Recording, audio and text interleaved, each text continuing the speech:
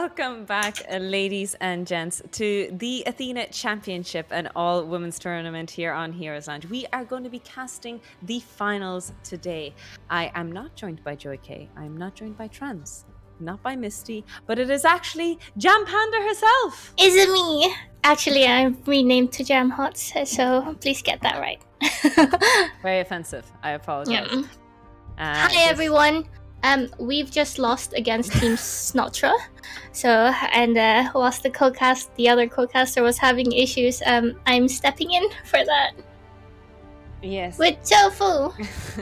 So are you? No. Does that mean you're not going to? Are you going to be cheering for Snotra, or do you have a vendetta against them this game? I don't know. I'm just looking for good games.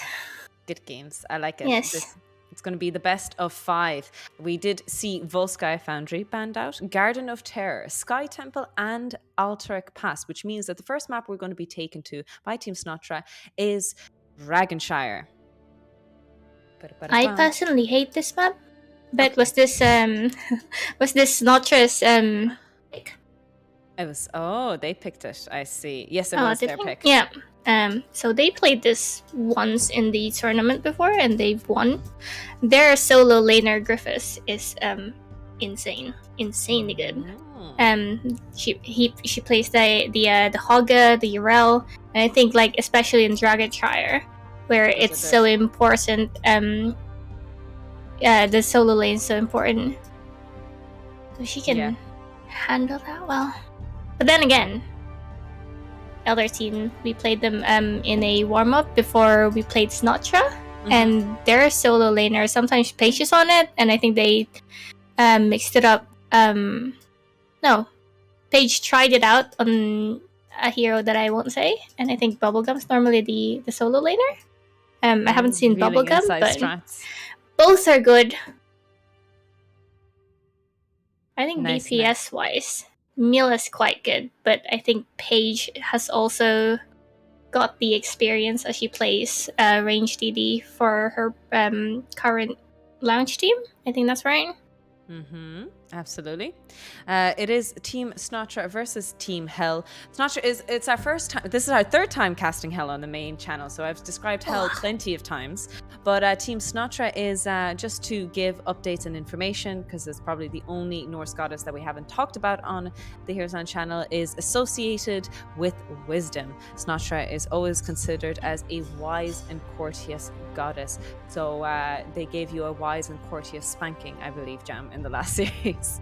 But it was a wonderful spanking. It was a good game. They played really well, like extremely well. We're not even heard about it. We're just like, yeah, they're better than us. We can take that loss. Absolutely. But we are about to start the game. This is going to be a best of 5 series, so minimum 3 games going to be casted. I'm sure Jam will put on a pot of coffee if she needs to get through the series. And I have a banana. Close enough, right? We all need a banana. Yeah. As we're going to be casting a best of 5 series. First map being Dragonshire, that you despise, and I personally, as a shot caller, despise just as equal and a half on top of that. Yeah. Very hard map to shot call. Too much going on. Too much. Yeah. Because on the one hand, like, you need to worry about the solo lane. Do you gank the solo lane? And there's also like camps on the map. And I'm like, well, what do I do? And then you kind of have to trust everyone in your team to know about the rotation. Otherwise, it's too much micromanaging. I agree. Yeah, it can be very difficult to micromanage everything there. So it is very important that your team and your allies know what they're doing. And luckily, I myself don't know what I'm doing. So that's great for a shot caller. As we see the Hogger ban. Expected, since Griffiths has like level over 100 of Hogga games. Really? Damn. Something like that. I think Urel and Hogga that are most played. Oh, we see the respect ban coming out for Chromie and Hogger by Team Hell here, because Mila is a well-known Chromie OTP as well. Quite good. Yep. Last ban coming out here for the blue team, and they remove Stukov. He is not going to be able to heal his allies in this game as he's banned out. I was looking at stats this morning of all the games that were played in the Athena Championship, and Johanna has 100% participation. Yeah. And I don't think she's been played in any of the games 4 I've times. casted. Okay. Oh, 4 yeah? times, she lost once. Oh, okay. Only one loss. That's still good stats. Yeah. Sure. We do see Vala first pick coming out here by Paige Biscuit. She did play a fantastic Vala earlier in the series here on the main channel, so I'm excited to see what she'll be able to pull off in this game. Junkrat, very wonderful bot laner, controlling that bottom point with traps and mines. And Brightwing, obviously a good pick for that global advantage. Yeah. Absolutely. Brightwing, really good for that global advantage. Like you said, she has really good cleanse as well. And because of the double soaking ability from mid to boss, she can, level up that first talent quickly. We do see Murden and Anduin being locked in. Very comfort picks here for Eri and Zakuda. Do they light bomb jump on Murden? Yep. Have they whipping them? I see. Oh, they've done light bomb Diablo as well. Diablo with the Q charge. So sexy. So sexy. I bet it was.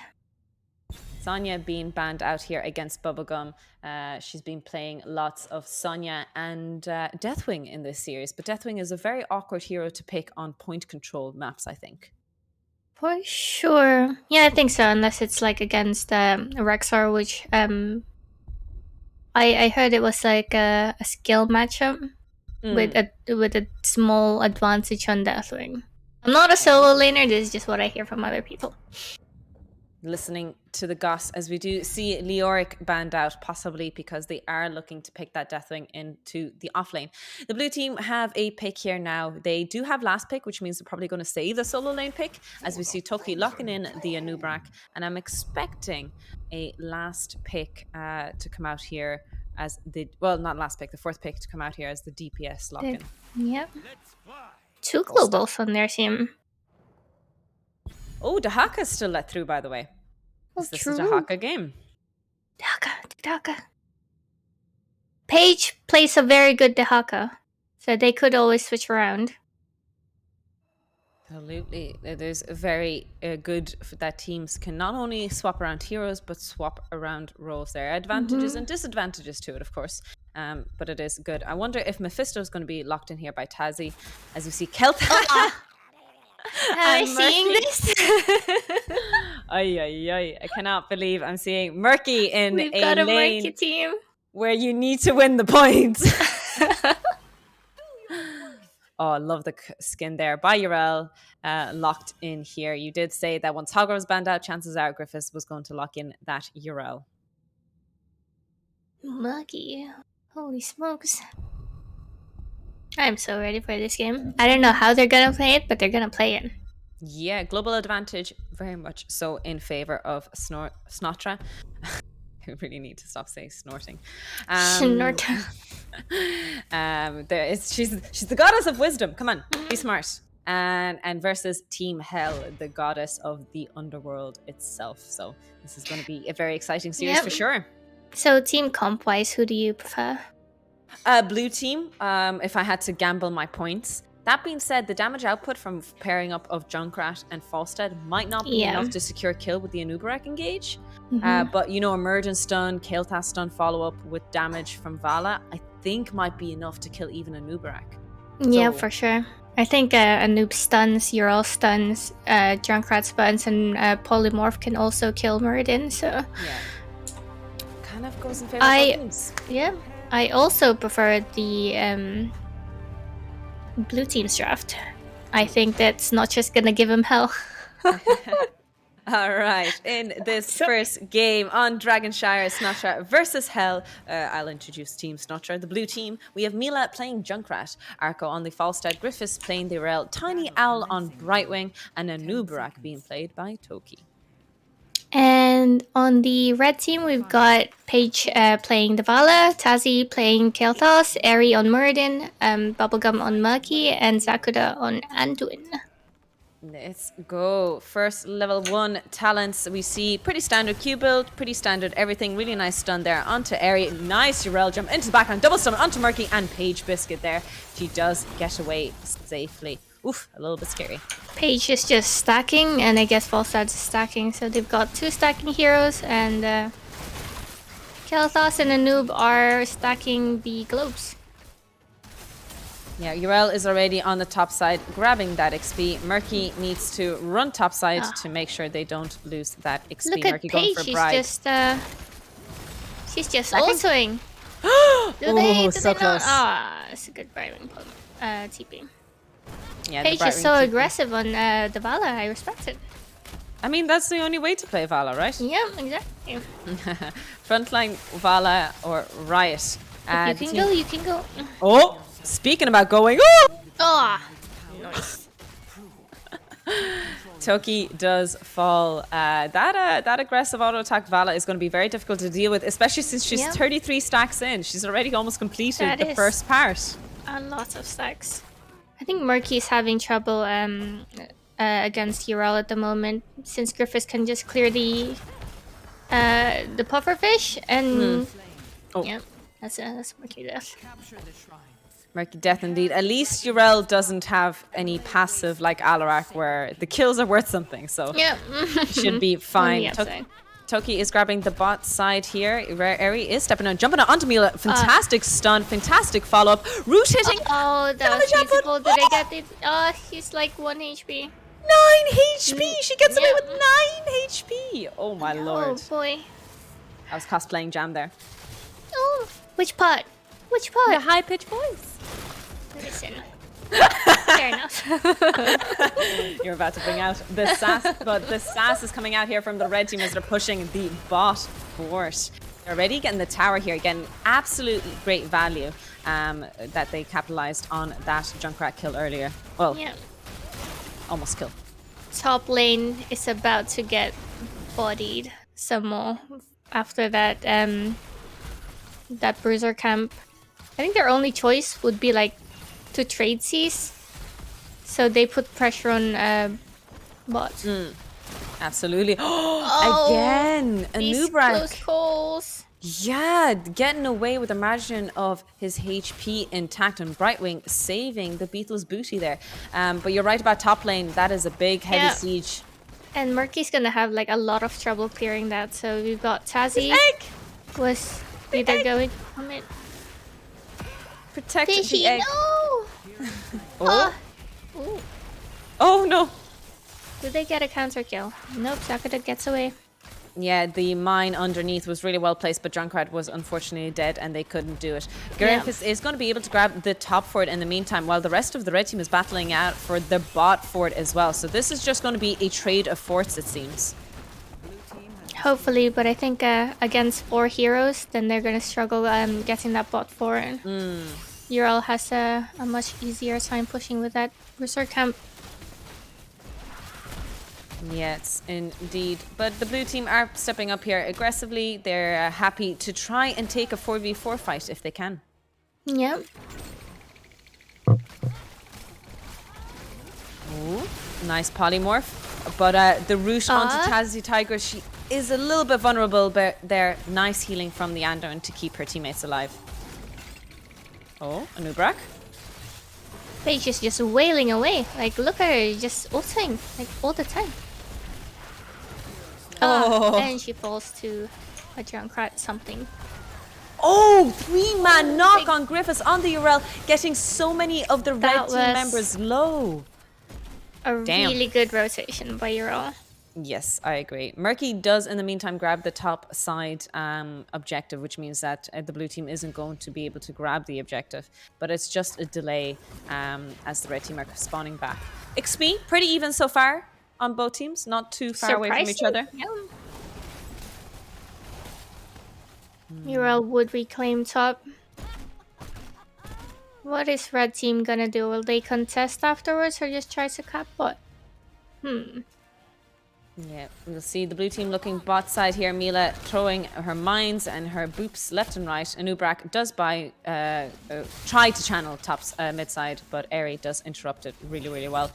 I think Bubblegum has completely given up on No. trying to fight the RL and is procking Yep. the wave Need to instead. place it in a place where she can't kill the pufferfish Oh no. easily. This is a very interesting battle on the top side, but there is another Oh. battle going on the bot side as well as Murky falls. Toki is standing on the point trying to get the channel while Mulder is grabbing the mid lane XP. Ooh. Nice stun, nice EC chain, nice polymorph. Oh, but good great pull. pull. Absolutely great pull there. I think in the 4-man, red team does have the edge there.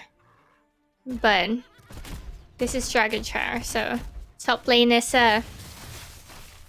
pretty important as well. True, and the bot camp is being taken by the blue team here. Level 10 coming in here. The storm quest completed by Murden, which means the auto attacks will reduce the cooldown. But Murden probably sniffed this out. This might be an engage. No! But she jumps on the point rather than on the camp. They needed to. They can't let the channel go through. Yeah. Nice double stun. Nice polymorph. Nice stun? barrel away. Yeah.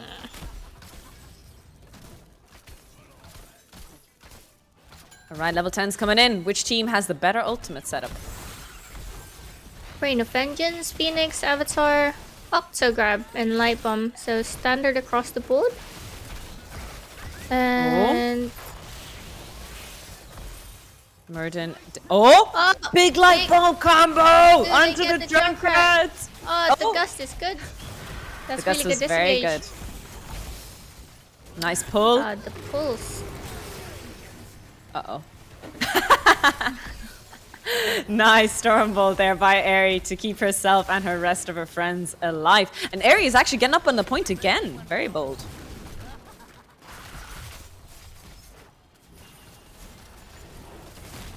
Okay. Well, how is Murky doing? Murky rotated bot side to see if they can do anything. With the Octograb, can they try and kill Ural with the Octograb? Oh. I don't think so. Oh, the CC chain had a small interrupt and Griffiths managed to pop her ultimate. The rest of the team backing out a little bit here. Bubblegum might fall, but it's just Murky, so it should be okay. And they're capping the Dragon Knight and they guess it. Really nice cap of the Dragon Knight. The blue team doing very well so far. Half a level XP lead, but the red team needs to grab it anyway. Here on the bot side, there's a few globes to grab.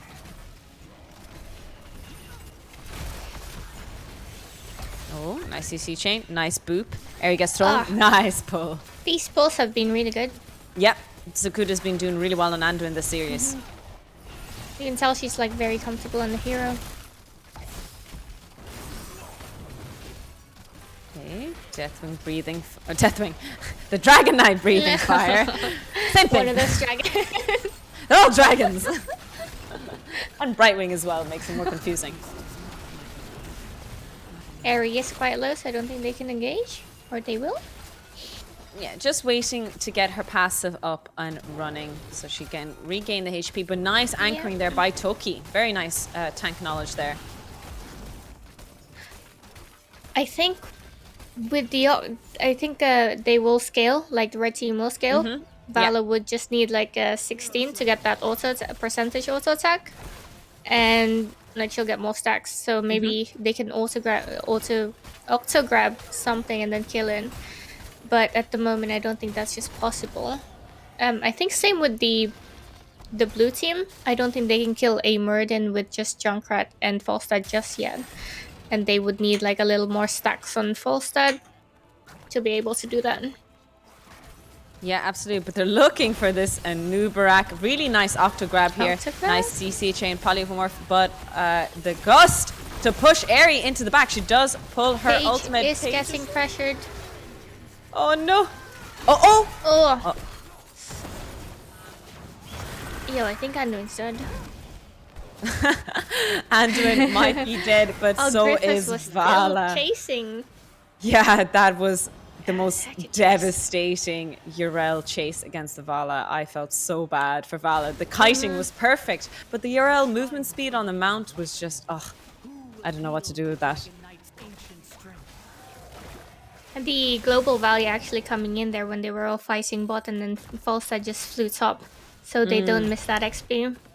Yeah, it's coming through here. As the blue team actually have a whole level and a bit of an XP lead already.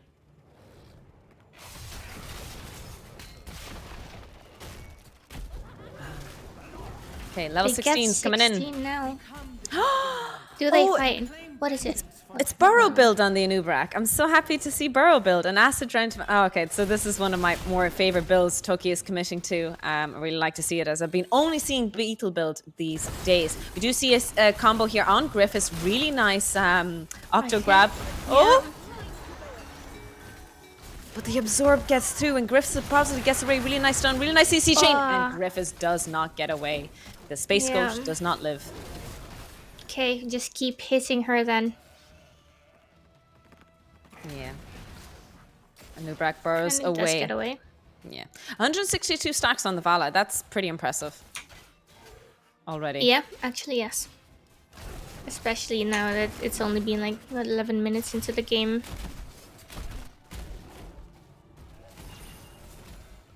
Okay, the blue siege camp on the bot side is getting a lot of value. Oh, sorry, Bruiser camp.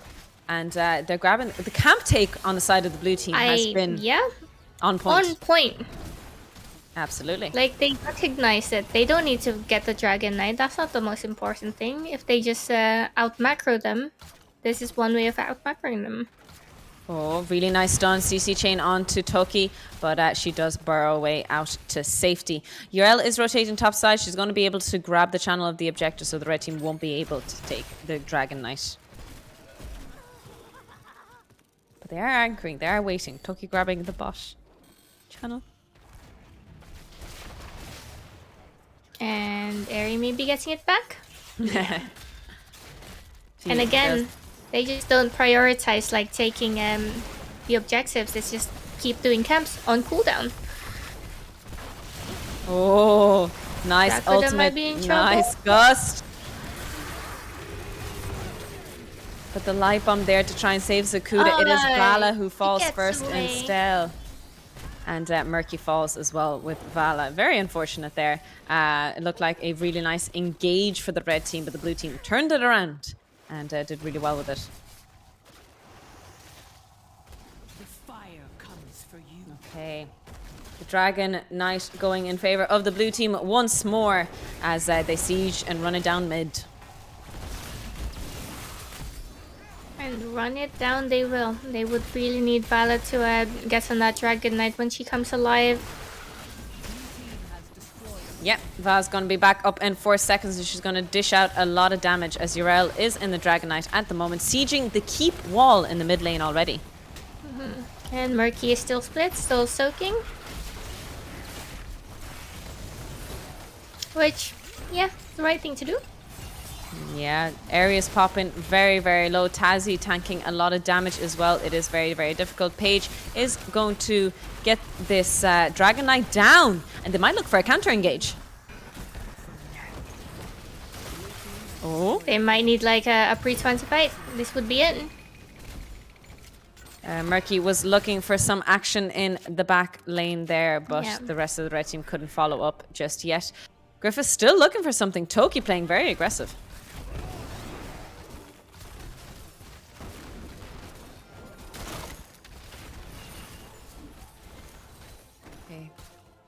Level 20 very, very soon for the blue team. They're going to need to do something on the map or just decide to play safe. The red team is actually still looking to invade.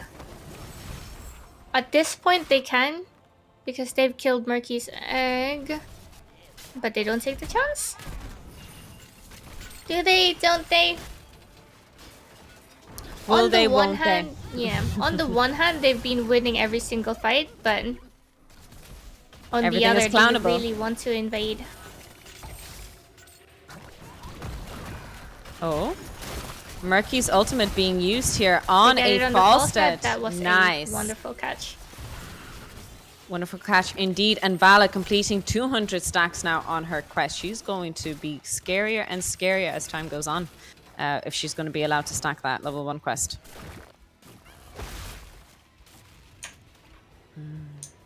especially against a Nubrak, who is not the tankiest tank. Blue team grabbing the bot camp while the rest of the red team has to defend that camp that was taken on their side. But we haven't seen Murky get too much value out of that level 1 bribe quest. She is looking to take it here, but Griffiths sniffed it out on time. Sniffed. Good nose on the Griffiths there. Good nose indeed. Are they just going for camps? Are they going for every single camp again? Earn his power. Camps Looks like for they the are. win. Yeah. Murky has spotted Urel taking this camp though. I think he was gonna try and steal in, I think so too. but Yura was like, no, no, no. Red team is pushing against the bot side here. They're going to be able to clear these 2 camps pretty well and quickly. Grab the objective on the bot side while Urel is still top. So maybe the red team looking for a fight here.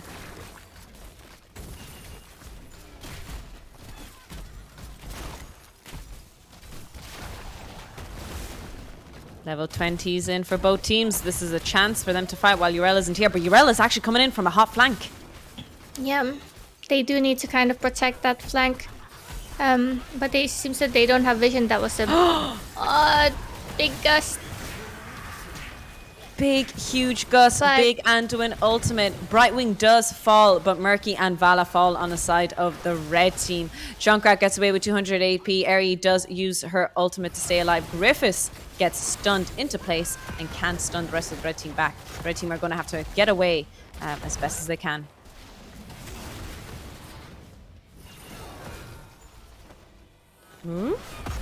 With that was a really good combo on both sides, and it's good disengage. Good disengage indeed. Murky grabbing the top side right now. Urel is going to rotate, and Foster needs to be careful here as Eri is jumping in and looking for some chicken. But Arco knows, well, he doesn't want to fight that. Yeah, she jumps away knowing that the blue team is in a better position. Brightwing will be able to come back very quickly with her Z. And Uberak channeling the objective. The red team isn't in the position to interrupt. I think they get this. Yes, they do. Brightwing is up soon. Looks like they're going down mid. Are they going to try and end here? They might try and end they're here going- indeed. Bottom? I guess it's a safer call since Vala and Kel'Thas can absolutely shred the Dragon Knight very quickly. So if the Dragon Knight goes to the core, it will be tanking a lot of damage and will fall pretty quickly.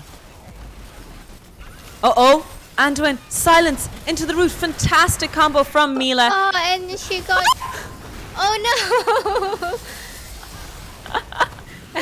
I think that's Many Oops. pings coming out on the Anubarak there, but we see a counter engage still committed here. The Cocoon, Junkrat. all that Oh Kel'Thas. Does she get pulled? You get pulled. no! Nice pull. Nice Jakudo was like save. extremely low there, so she was like very risking it for her teammate. And Paige still going. Yeah, they're going aggressive here. They're still chasing the blue team, but these Junkrat mines are just devastating to deal with. That was a keep. So I think I'm not too sure how red team's gonna play this out. They would need to win at least 2 more fights to win the game. Yeah, the bot fort is down. Again, it depends how soon. If it's level 24 or 25 by the time they win the next fight, then they probably could go core. But we shall see. The blue team is going to play a little aggressive here as Falstad does have the global. Oh, Urel? Oh, they get it! Fantastic. The CC chain was so perfect that Griffiths couldn't pop her ultimate here. Murden looking for more. Falstad does bar out to save it. Junkrat ultimate being used here. CC chain, but Eri does pop her avatar to save her lovely, tasty, juicy, rock hard booty. What? Heroes. It's the Murden is a rock. It's Did you just come up with that? no, but the Murden turns into a big, huge rock as their core is dropping to 60%. They need to go catapult. Help! 2 catapults and 2 siege camps. Oh, 2 pairs of siege camps. We do see that the objective is about to spawn. The red team rushing a bot to try and grab the channel. Let's see if they can actually grab a Dragon Knight and possibly take a team fight and a win and end the game. Yeah, they're very focused on this bot shrine. I think this is their they're trying to open up their win condition at the same time here. Vala is almost at 300 stacks. Oh, the gust from the Falstad on the other side. Zakuda is incredibly low. Oh, but Zakuda does get away. Really nice stun there by Bubblegum. But Zakuda is in danger. Take it down, Legolas! Take it down as they take out the mine. But Aerie is in a spot of trouble. Can she get pulled? Oh, big pulls. Big pulls indeed. Fantastic knock there by Griffiths though. But they are chasing with that Ural. I think they can. Good self-cleanse there. Aerie's still doing so much work as Griffiths is annihilating everyone in the back. Paige barrels out to safety. She's running to solo and mana. And Ural dies. Well, does Aerie's now putting pressure on them. Oh my god! Oh, let's go, team. Is this the comeback? Is this the comeback? Oh my goodness. It would be a little difficult trying to secure the Dragon Knight here if Arco fly stop. Or maybe they just let it go. Arco is harthing back and they're going to decide what to do here. They do need to get rid of the Kata in mid, just because the core will fall otherwise. The blue team is in a great position to always backdoor with Falstad and Brightwing as well. So they do need to be careful of that cheese. With the level 20 Gus, it's definitely possible to do so. But maybe not us two. Maybe when a little more teammates are alive. Yeah, so the dragon is going mid instead of for the bot keep. I'm not too sure mid would be the play. But we'll see if they can pull it off as they are taking this fort down pretty quickly. Junkrat not back for another 10 more seconds. It does help alleviate the catapult pressure. So they would have like one catapult every 3 minion mates, I think it is. Yeah. That's right. You're absolutely right. But it does give time for Junkrat and Yrel to come back. And they're going to see if they can do something here with this bot keep. Vala completing her level 1 quest completely, by the way. Ah, Paige. What a beast. What a beast. Ah, man. Do you see Toki getting shredded by this? Vala has to burrow out to safety. This is the scary part of Vala auto attack quest being completed so soon and so well. Oh, but the Dragon Knight is really, really low and they didn't get the keep. Unfortunately, Nubrak is looking for something here. I don't know if they'll commit to it anything just yet.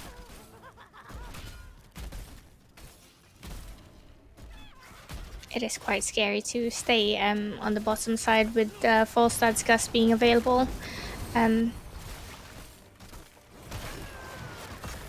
Oh, they're going to be able to grab this. Siege camp is nice.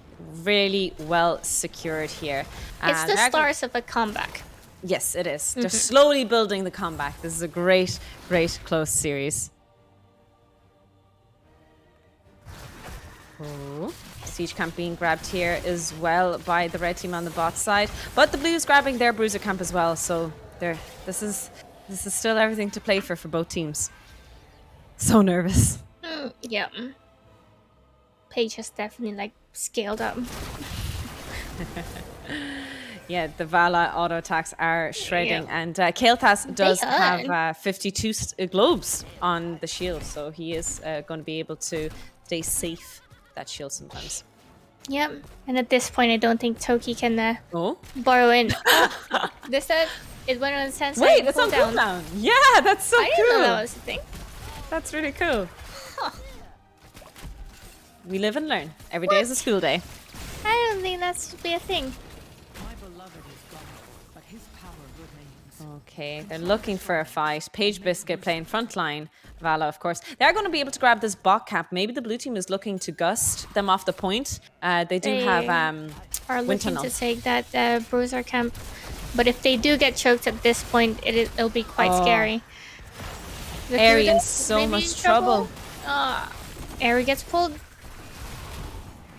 Mighty gust coming out here. Really nice. Unstoppable here. Zed being used by the Brightwing to save the Falstad. Griffiths is popping in low. Aerie is low. Paige Biscuit is down. Aerie is down. The comeback dream is slowly dying as Zakuda also falls. That gust was really good. I think Yeah. it interrupted the like something interrupted the Murden jump as well. I think this is GG. This is GG. 3 katas already hitting the core. Very well played. Very well done. Tazzy, save KD8, Tazzy. Saved it. KDA players. Naughty. GG's. GG. Well done. First game over to Team Snotra. Very well played indeed. MVP of the game for you? Ural or Ural. Falstad. I think the gust. Guessed, yeah. Like there was such good disengage or to separate the team. Too good. KD8 preserved indeed. Vala topping the damage stats with 94k, while Mila on the Junkrat actually got 86k on the opposing team. Very similar damage stats. You just don't see, you see the aggressiveness of Vala frontlining so much, but you don't realize just how much poke a Junkrat can do from miles and miles away. For sure. I think with Soak, Murky just got a little more than Ural. There was so much pressure coming from the blue side that Murky had to keep the push in that. Indeed, we are going to check the Heroes Lounge channel, and Team Hell have opted for first pick. First pick is something that is generally prioritized, but it was Dragonshire that was picked by Team Snotra. It is something that they have comfort over, so maybe they will stick to maybe that's what Team Snotra wanted. They wanted Dragonshire. It was a comfort map for them, and maybe they prefer map picks themselves, picking and drafting according to it. You would know more with your experience playing against that team twice, I believe. Oh well, we banned Dragonshire. We don't like it. Well, specifically, I don't like it. But every map, they haven't dropped a map yet, so I think every map they've been really good. I'm not sure if they have any they're not showing any weaknesses thus far. Looks like we're going on to Tomb. Yeah, Tomb of the Spider Queen. Really nice map for wave clear. Again, a map for prioritization on Johanna. But we have been casting on this Heroes Lounge channel for 2 days now. We haven't seen Johanna locked in because she's been perma-banned. Yep. And if there's any map you want to perma-ban her, it is on Tomb of the Spider Queen. And Shrines. What? I think Toki's been playing a lot of Anubarak. We took it away and banned it once, I think. And we took more and wait, I shouldn't spoil. But it's insider pretty much a prio pick for them. But that game was really, really close in the first series, despite the fact that the red team were a little bit behind consistently.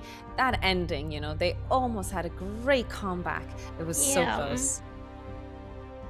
I'm not even sure how that could have been played towards the end there. It's just about basically winning team fights there, and then both teams, the blue team, had a lot of tools to engage or disengage.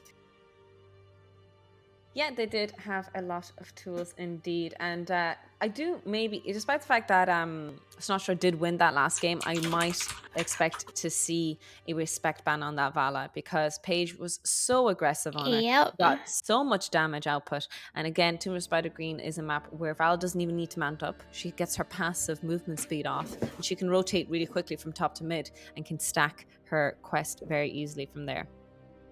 Yeah, for sure. Drunkrat would also be a value pick here for the vision and being able to jump around the map annoyingly. Just going to make sure that the solo laners are swapped and just that the Lame mode and everything is set. And we will be ready to go in the game number 2, Tomb of the Spider Queen. The first game did go over to Team Snotra. To those of you watching, this is a best of 5 series, so we will have a total minimum of 3 games to cast here tonight, and maximum of 5, and that's what we're hoping for. Maths. Okay, they're just switching people around, and we should be ready soon. I don't think we'll see a Maki. No, I Again. don't think we will. It was a see fun Murky. game. It was a good game. The yeah, I think the Octograb Yeah. kind of kept them in as well. That octo grab on the Fawcett on the other side, catching him out, whatever the communication was on the team, it was really well Yep. done. And that was actually probably the first turnaround point, I believe.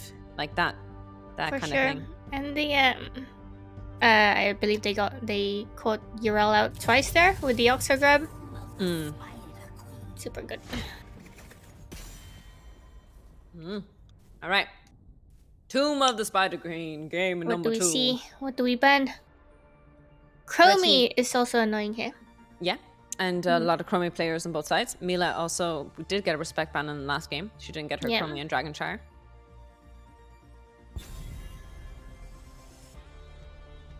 We shall see. Ban Chromie. Ban Chromie. Or is it a Hogger ban? Find Yeah, out the Hogger and in a Urel. few seconds. Do they get rid of Hogger and Urel? Okay, they get rid of Hogger anyway. They could, but Griffiths is a more than a 2-trick, so I don't think that she'd struggle. Nas in the chat clearly not listening to a single thing I'm saying, which is probably normal as we do see that Chromie ban coming through. Shaking my nose. Johanna banned out by the blue team. They have one more ban and they opt for Stukov instead of Vala.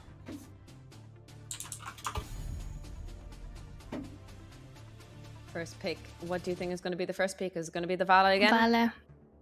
Has to be the She Vala. also plays Sylvanas, which is also good in this map. Vala, do it. Vala. Rhaegar's also open. Do they play Rhaegar, or has it always been like Anduin? Anduin usually, yes. But we do see that Vala, like you said. Paige Biscuit played a amazing Vala last game, so I completely understand. Blue team have 2 picks here. What are you expecting to see? Rhaegar.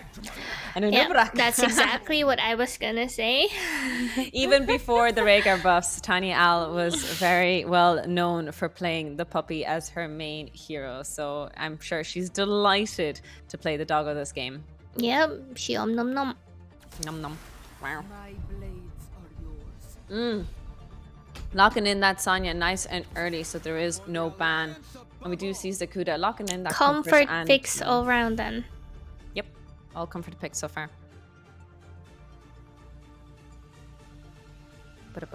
One more ban here for the blue team. They would either ban a tank or deeps.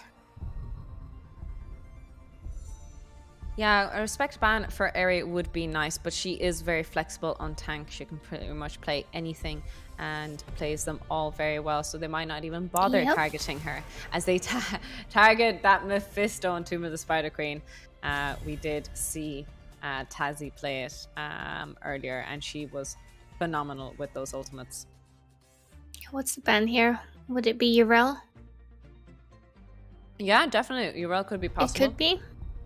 But I don't know about her wave clear. I think it's quite slow until a talent spike. No, they ban it anyway.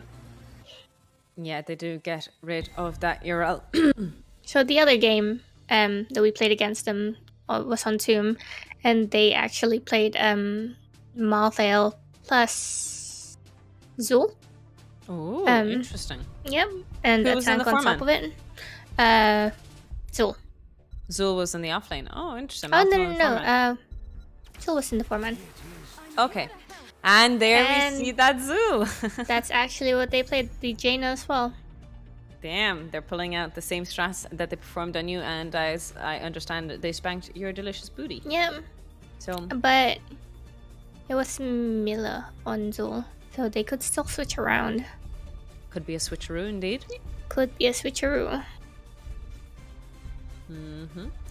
That's 2 lock-ins for the red team, Tank and Deeps, to come out here. We see Dibbles and Kael'thas. I like it. Malthael would still be a good pick here. Against that Diablo, since he's pretty chunky. But I'm not too sure what the matchup is against Sonya. I think if you exhaust your mana. Professionally abandon you because I realize this is best of 5 series and I'm never going to get a break and I do need to go to the bathroom really. I'll be back really fast. Bye bye. As usual, Junkrat, last token. Jesus Christ, trying to just get me. So they ended up going with like Zul on their off lane.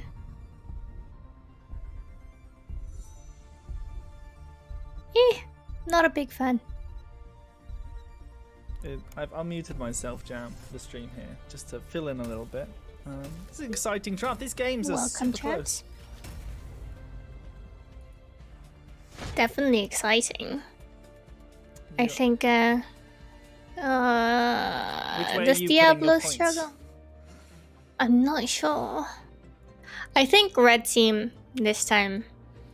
Just because, like, everyone's in their comfort hero.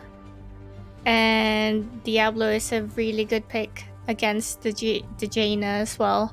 If she goes for that spell shield, then it would make it seem like Diablo would be unkillable. And they don't have any percentage damage on the blue team side. Unless Rhaegar goes bite at 16. Then that's int. I think you're absolutely right. I think this Diablo pick from Eri has been incredible. But Jam, would you like to introduce the blue team here for us?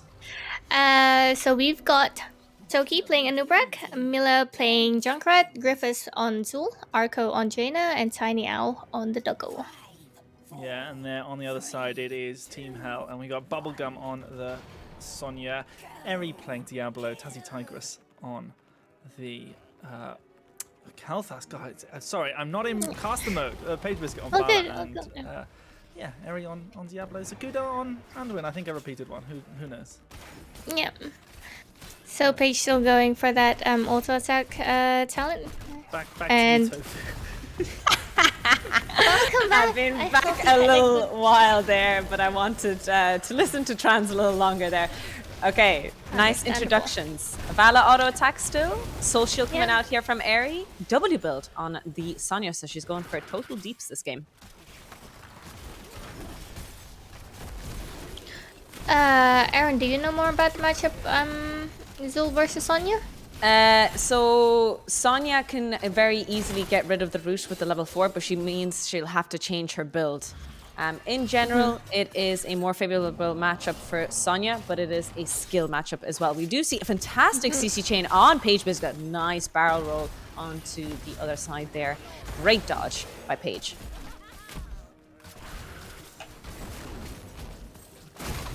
I need a drink 1 second. No problem. The red team is going to be doing these rotations really well with the Kael'thas and Vala wave clear. But again, as we see the Paige Biscuit mounted up, she is going to rotate, try and take camps, try and do ganks, Paige as you see and engage around the Griffiths. Oh. But really nice route here. I doubt the Sonya is going to commit to the cleanse on the route just for the Zul. But we shall see. Because it isn't like a point, like it's not like Dragonshire where it's important to win the point here. For sure. Zul mana hungry as well. What is Zul's level 1? Oh. Okay, so didn't opt for that. Oh, really nice engage here. Sonya is coming in hot to help. And Griffith's popping so low. Really nice heal. I think Paige missed that W a bit. Nice so flip. I think they would have gotten the kill otherwise. Nubrak goes down. And Nubrak goes down. The puppy tries to get the gems, but Eri protects them really well. Good protection of the gems. Something you should always do. I always forget about it. If you don't die, of course. Jaina actually committing to the double mana, which I wonder means will she go for the auto attack at level 7? Oh, that's way too spicy. I think this is kind of like, isn't it standard now? And I suppose when you don't go Q, yeah. You go E at 7 or something? I don't know, I don't play Jaina. I'm a support main. You're a tank main now at heart, we all know. No, thank you. I do it once a year. Like when the Athena Cup comes home. Paige They- and Zakuda taking that bruisers, and the wave clear on both sides is Pretty good. good. I think Yeah. blue side would have like the small advantage just because of Rhaegar and Junkrat and Jaina. So that's 3 of them.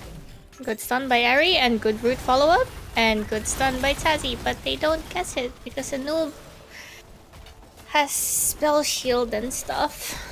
Yeah, Noob does have spell shield and stuff, and Page Biscuit is one of the biggest counters to a Noobrak. Eri dives in quite Yeah, are we boldly. looking for that? It's a flip. Nice Oh, follow up onto the follow-ups are so Junkrat. good. But Sonya dies in exchange under those towers.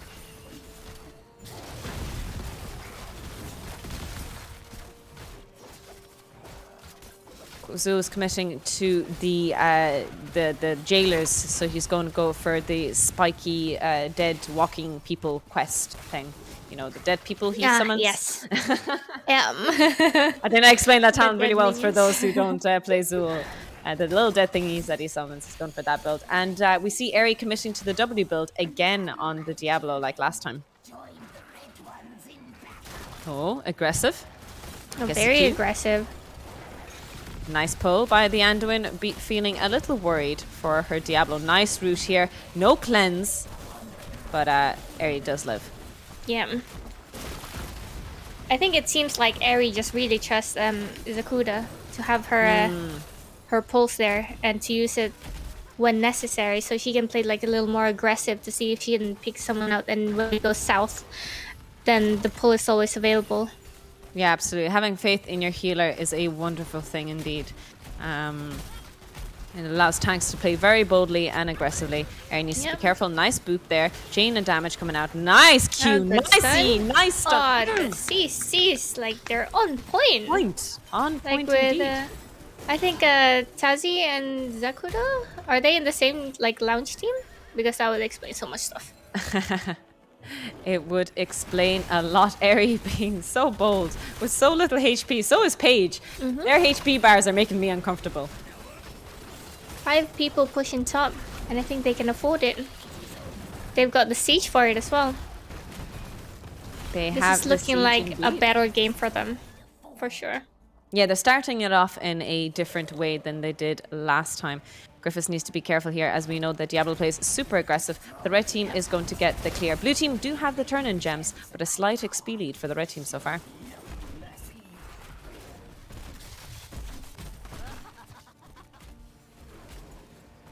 Okay.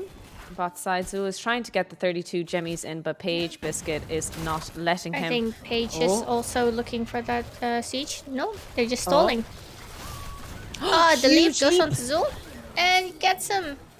Nice, and the red team is here. The cavalry has alive the lightning breath from Diablo to burn the beetle to crisp. Crunchy Yep. beetle for dinner was Devil attempted ghost. to have there. That was a really good leap by Sonya. Yep, for sure. It seemed like there was like no hesitation. There was just like, yeah, I kill this. Paige going for that siege camp, and we're still just turning in. Yeah, both teams now have turn in, so the red team can have a back-to-back here as we've seen engage onto Dibbles.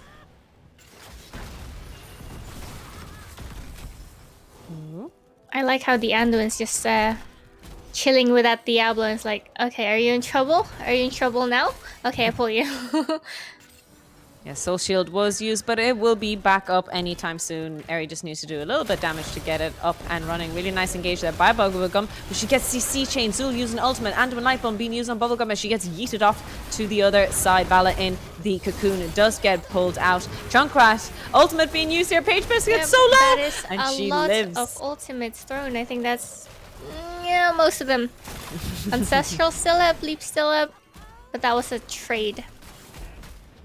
Toki trying to get the turn in here. Great zoning from the blue team to let their tank get the turn in. Bubblegum was unable to interrupt as she was body blocked to oblivion there. Oh, Eri looking. Are we looking for that Rhaegar? Oh, Nice. CC is definitely the name of their game. That is terrifying. Like if one CC catches you and it all follows. Oh. Really nice follow-up by the red team on a non-stunned Q.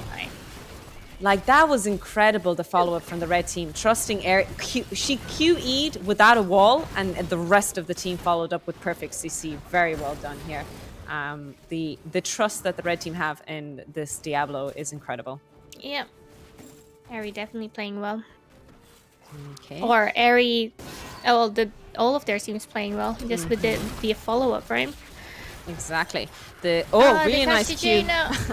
Oh, more CC. And the Ancestral doesn't go out. Anduin needs to be careful here, but does walk out of the cocoon. Kael'thas was on wave clear duty, did grab mid and top. So all is good, all is well. And the red team are ready to have another turn-in. Blue team is on their bruisers. Yeah, it's okay to give and take that bruiser camp so it pushes against the objective. And it looks like, they were gonna go for it, but then Sonya turned in. It's unlucky. Oh. Do they get the here on Zool? the Zool. Oh! Huge leap, huge CC. CC chain. Wow. Eri popping that soul shield Just in case. because she got booped. It's a good boop. Boop was good indeed. Kael'thas looks like rotating midside to do a bit of wave clearing duty. The Sonya has been replaced in the 4-man. You know, Bubblegum is absolutely performing really well on the Sonya. These leaps have been on point. Oh. Nice Q, nice E, nice root, nice follow-up, but Tucky... Short! It's a bit short. Nice usage of Diablo's ultimate there to get Bubblegum out of Cocoon. I like it. I like it. Bubblegum's definitely like playing aggressive as well. She's just like looking for these the spears, like even over the wall, trying for Arco as well. Absolutely. Zul So is much clearing the trust. bot side so far. The Red Weaver Fae is only alive there, but Gyros needs to be careful. Eri is already looking and sniffing and smelling. I'm still continuing with this whole doggy casting series I've been having with Eri. Eri gets booped to safety. Bubblegum leap. leaps to safety. Leaps to her friends in open arms. The red team is probably going to grab their camp now. Both teams don't have turn-in just yet. Yep, so that's all their forts down on the blue side team.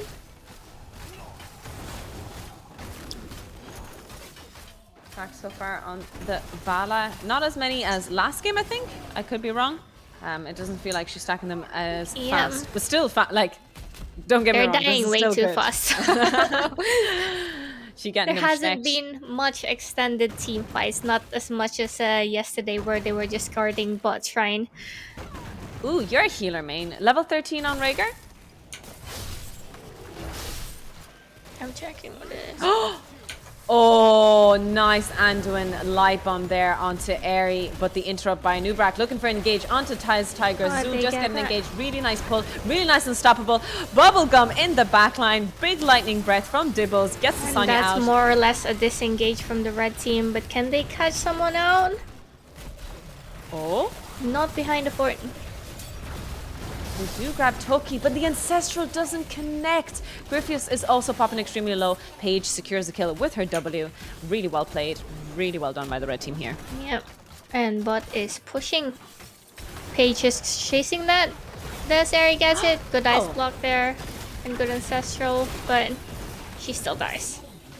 The Ancestral goes through ice block. Nice. Level 13 of Rhaegar. That is quite unusual. Typically, You go totem, if you go right? either totem or if you you can also go Q. Okay. I think it's like CDR, and you normally take it with the level 4 of Rhaegar, where you heal more if the player is lower than 50% of their health. Yeah, the red team is going to be able to grab this boss, and with level 16, they're absolutely dominating the series. Tigress needs to be careful. Really nice CC chain, really nice route, but Diablo is there to help her buddy out. Nice leap, nice CC chain, and the beetle is down. Goes down. All right. Getting the turn-ins here as well. So they have a boss and turn-in running. This is very devastating and very difficult for the blue team to defend.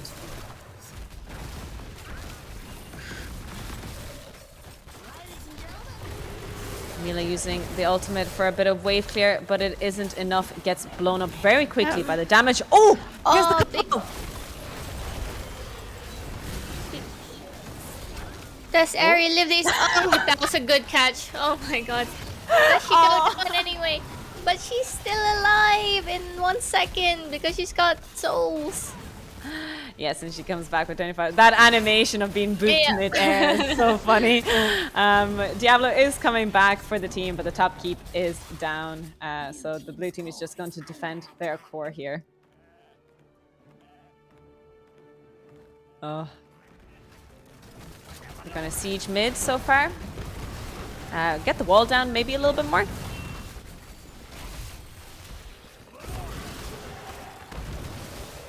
But the blue team is defending very close to level 16 here.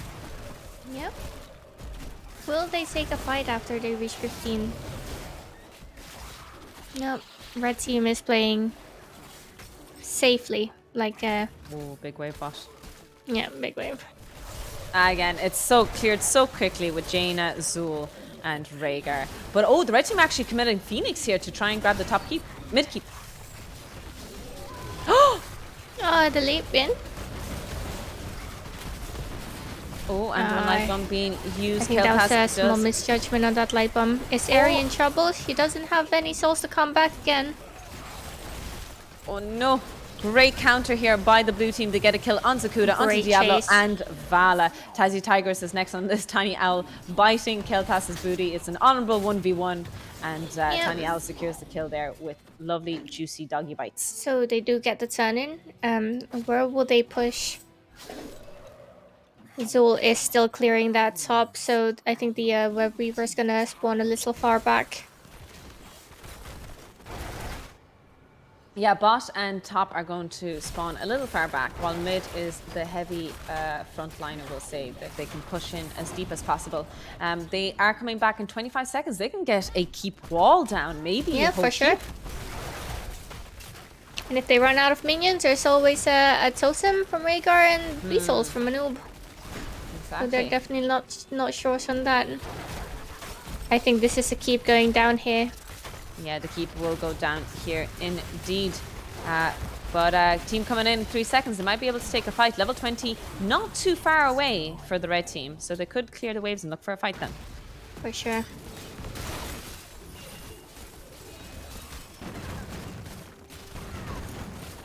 Nice and position. top fort also goes down. The blue team knows they need to be careful because level 20 is so close for the red team here. Yep. And they just go back. Looks like they're gonna try to go for bot force as well. Yeah, possibly. They are all rotating down here, but the red If team they also guess knows it. this. Yep. If they guess it, this would be like the most value turn in where you get 3 forts and 1 key. Oh, Diablo's really aggressive here. Nubrak is on the other Diablo is side. looking for sure. Ooh, That was good. Nice. Well played, Toki. That was a massive value on that Web Weaver there. Literally like 3 forts and 1 key. That's as good as it gets on Team of the Spider Queen with such a turn in. But Diablo is a little isolated. The rest of the red team isn't here. Oh! Hellgate pull! Nice. Hellgate and pull. But Diablo is still looking for more. Unfortunately, this Zul ultimate is just so slow and so toxic. I think they're still looking. Ari's stepping up there.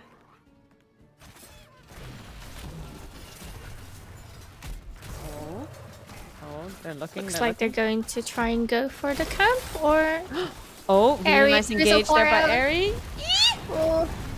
I think their team had like a different thoughts there.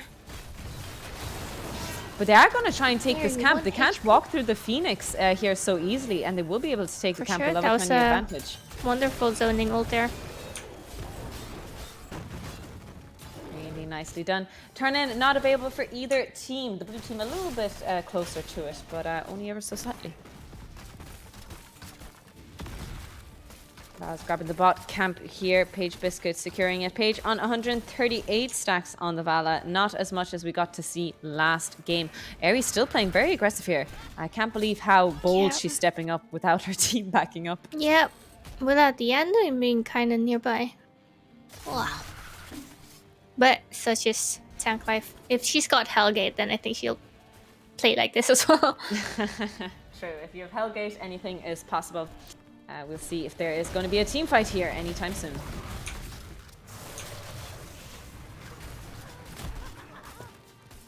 Oh, Bubblegum is looking. Oh, if only they had vision of all 4 players stacked over that wall. That would be an epic 4-man meet. But we can't see behind closed doors, unfortunately. We don't have X-ray vision when you're playing. Unless you're cheating. Yeah, also a thing. Oh.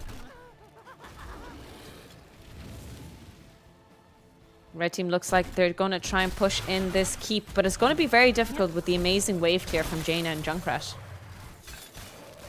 And Zul with those jailers. Yeah. To like add some defense there. They've just cleared it like it was nothing. It wasn't even under the... It didn't even get there.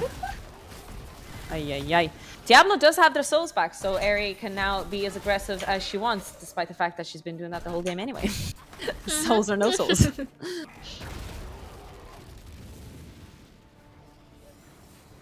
Boss is up. Boss is up. That's Eri like is still looking.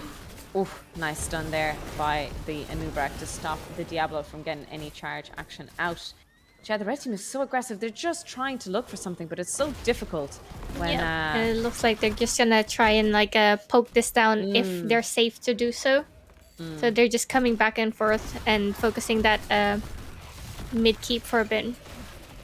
Yeah, Roots going out left and right. I didn't realize, but Junkrat is actually committing to Q build completely here. You usually see a bit of silence, mines, and boops instead, but it's actually pure damage coming out here from Junkrat this game.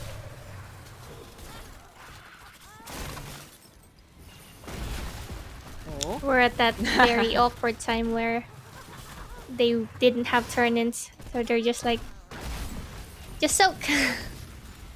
Yeah, but the blue team actually have a turn in now that you mention it, because the waves are pushing in against them. The waves were easier for them to catch. Yeah. But the Looks red like team is they're actually trying to looking go for do boss. Are Ooh. Do we not? They have to check boss of the blue team. Looks like they're afford gonna it. try and go for it, or at least they're going to be basing it. Oh, the blue team is so Looks scared. like Paige is going for it.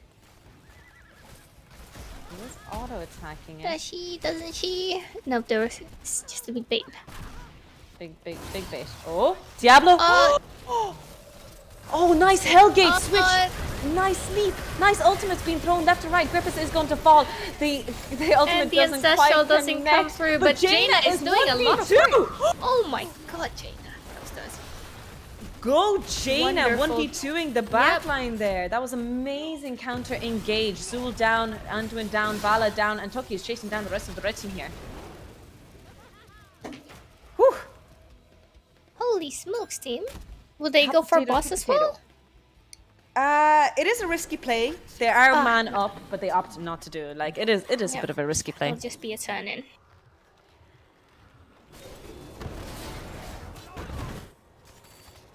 Yeah, that Jaina flank was absolutely impressive. So bold, and got so much value out of it. The Wintermute doing a lot of work as well in that fight. Plus icy veins. Big damage. Big Way damage. too big.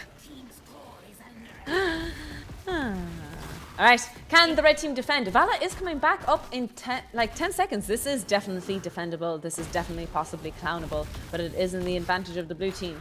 Do we expect great things here? Oh, The leap going through, Jaina?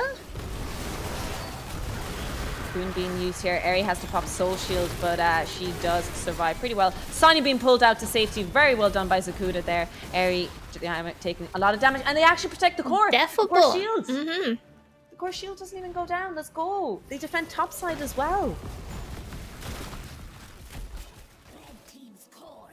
Looks like blue team are just gonna try and go for it, or...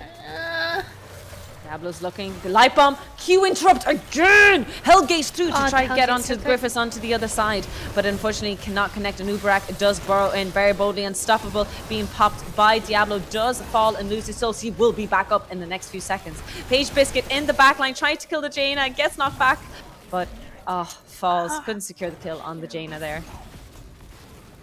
It's still defable. Sonya is going back for health, but They still can. all of blue team is like half health. Well, okay, they're being healed up by Rhaegar. Still looking. It is still possible. Phoenix being used by Keltas for the wave clear as well. The shields are down? The core is going down this is 84%. intense. Will they, won't they? Cocoon's out. Nice Jaina's engagement. on the Kel'Thas. Leap being used on the other side, but Bubblegum uses her shield to 10, try and stay 20%, alive. But 10%. the core's gone down. Oh, GG. GG. Ah, the comeback. Oh, so close. Team. That was some MVP Jaina. Easily. Oh, and the last fight, definitely. Mhm. The second last fight, really, really, really cool. The Jaina got a flank and killed the healer and the main deeps. And Vala. Mhm. Yeah. Oh, Junkrat, look at the damage output. Junkrat, 122k damage versus the next top damage with Jaina, 71. But Vala on the other team, 57k. Like, more than double damage. Yeah. That's amazing. And the wave clear on top of that as well. And the XP. Mila on the Junkrat, proving that she is no OTP today. Maybe Mila MVP. by game numbers. By stats. Well, stats don't mean anything, right? We always say that. Yeah, it's white stats. Um, Anyone but can yeah. wave clear. Yeah, just press buttons. Oy, that was such back and forth. I'm very surprised to see, like, you don't see it in the middle of the game, the amount of stuff that Junkrat is doing, but clearly the stats show this, right? Yep. I guess he like whittles them down and then Jaina kind of cleans up. Yep, cleans them finish off. him. Her first sweep is a possibility indeed, as this is a best of 5 series, so just because the first 2 games go over to Team Snotra, Team Hell can definitely take the map. Team Hell have opted for first picks. We are just going to wait for Team Snotra to pick the map. Jam, how are you doing so far casting a third game now? Are you not too tired? I think I'm fine. If you want to replace me, go ahead. I do need a drink though. I am just checking up on you. If you do need a small break, you're more than welcome to have it, because I deserve to, cover for you for a little while.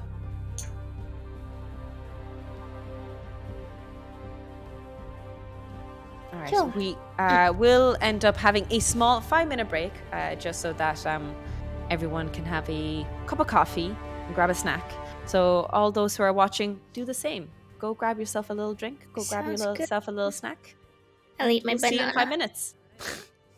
Thank God, first not on camera. off, could you please introduce yourself, Tanyal? Who you are, what do you do, and all that good stuff.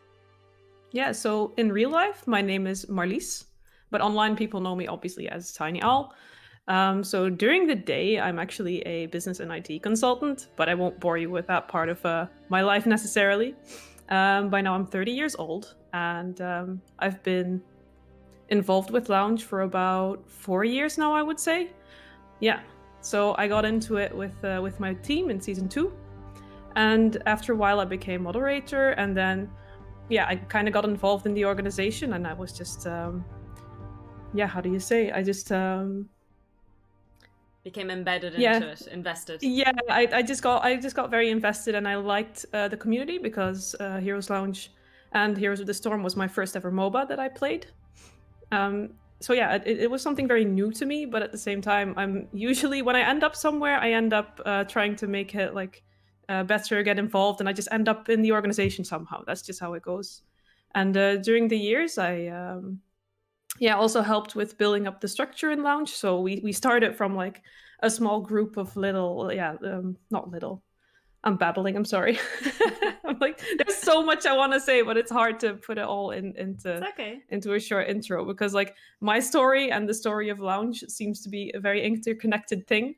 And very long. It's very long, and that's kind of just how it goes. But yeah, I got involved with like the structure of the organization and trying to set up the teams of moderators and trying to professionalize as we went on, because that's something that I also do in my regular work. Yeah, and in the end, I became basically Lounge Master together with Cosmic and the rest of the board. We try to keep Lounge going.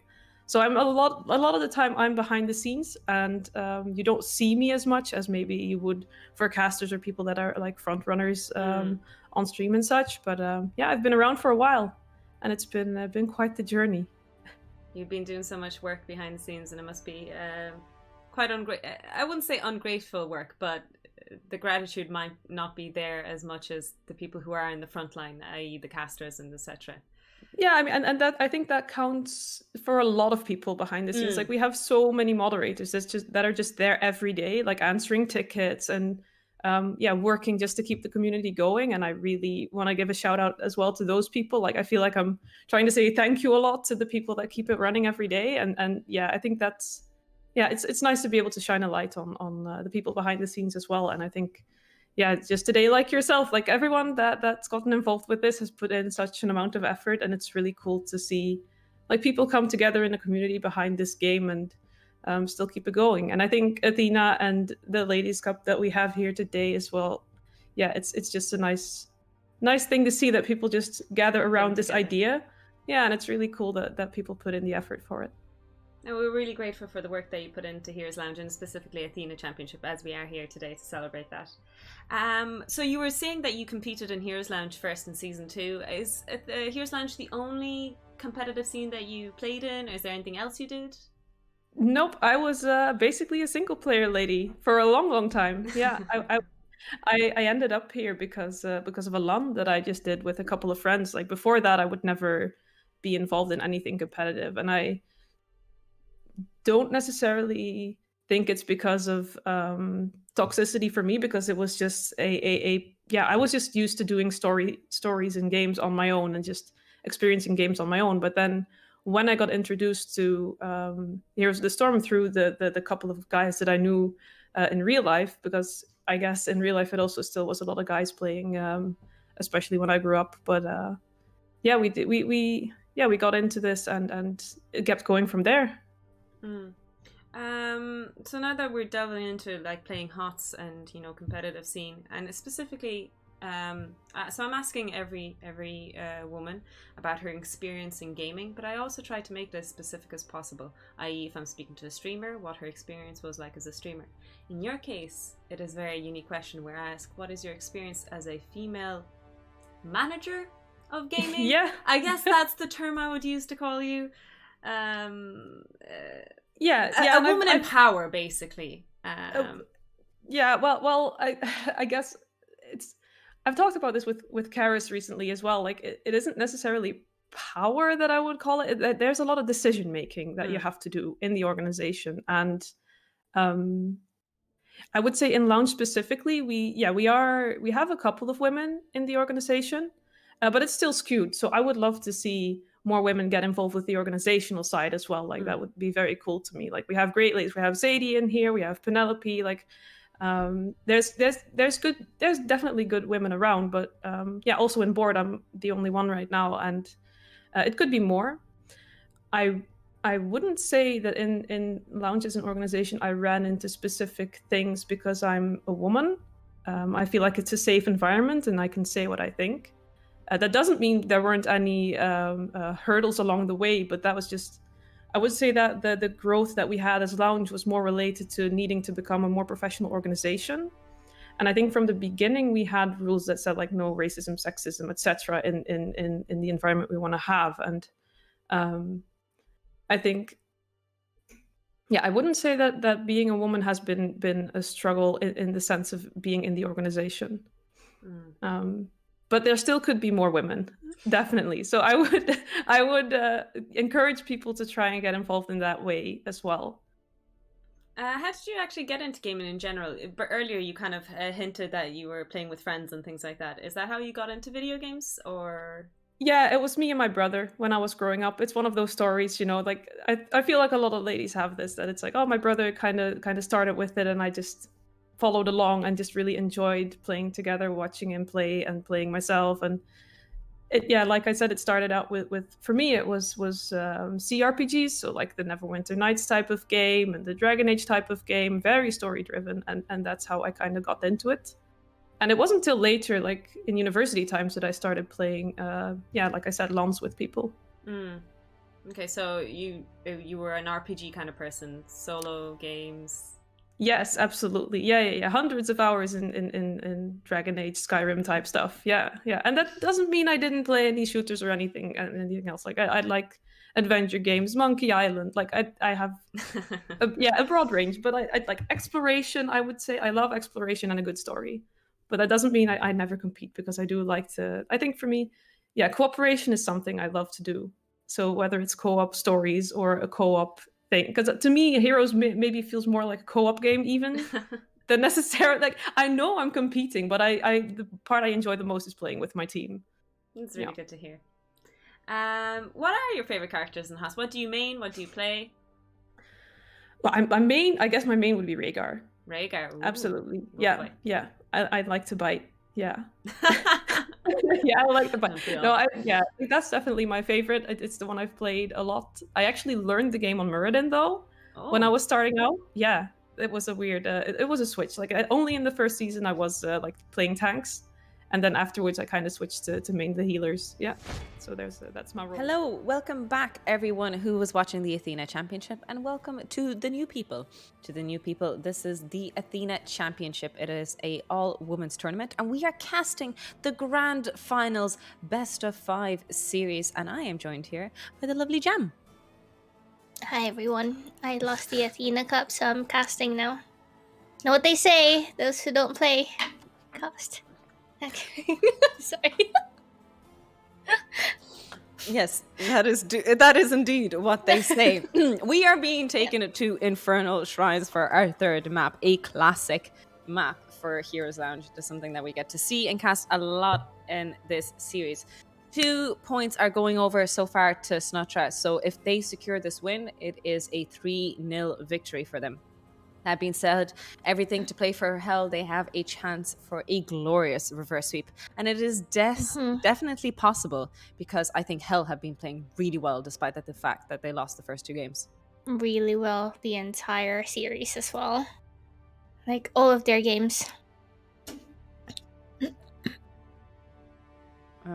So the map bans have been, drumroll, I will scroll up to catch it. Volskaya Foundry was first banned out, followed by Garden of Terra, Sky Temple, and Alterac Pass. It was Snotra who took us on Dragonshire, and they took the victory there. Team Hell opted for first pick, which means Snotra locked in Tomb of the Spider Queen, and they got the win again. First pick again went over to Team Hell, and it was actually Snotra who is taking us to Infernal Shrines. It is something that they seem to like and enjoy. They have been doing really well with picking the maps, so they're sticking with it and doing really well so far. What do you think, Jem? Yeah, Hogger Ben again, once again. Probably gonna come out as he's really good on this map. But Mila is like really playing really well on her range damage dealers, and so is Arco. Is Arco? Yes. On? Yeah. And Arco as well. Foster and Jaina. Yeah. I think Eri has been playing an insane tank as well, and she's been playing that Diablo. She can also play May as well. Muradin's also good, and they're all really good in this map. Yeah, there's so many good picks on both sides, and just not enough bans in this game to do with them. Hogger does get instantly banned. Yeah, they don't even want to talk about draft. Nope. Yeah, Infernal Shrines is probably a great map for Hogger, as he can spin in a square on the point. So, but Chromie does get still her respect ban. They are not letting Mila get it, which probably means that Mila will promptly pick that Junkrat once again. We saw an amazing Junkrat in game number 1 and game number 2. So they've been typically picking Vala, but I guess they take away the Anub from Toki. I want to say Toki. Yeah, Toki. Yes, they take it away indeed, which means that they can opt for great picks like ETC and Diablo. I do say ETC because I would love to see some great ETC action. That being said, Rhaegar is let through. Tiny Owl might lock in the puppy as early as possible. But it's Brightwing Going for instead. the Brightwing instead. Mhm.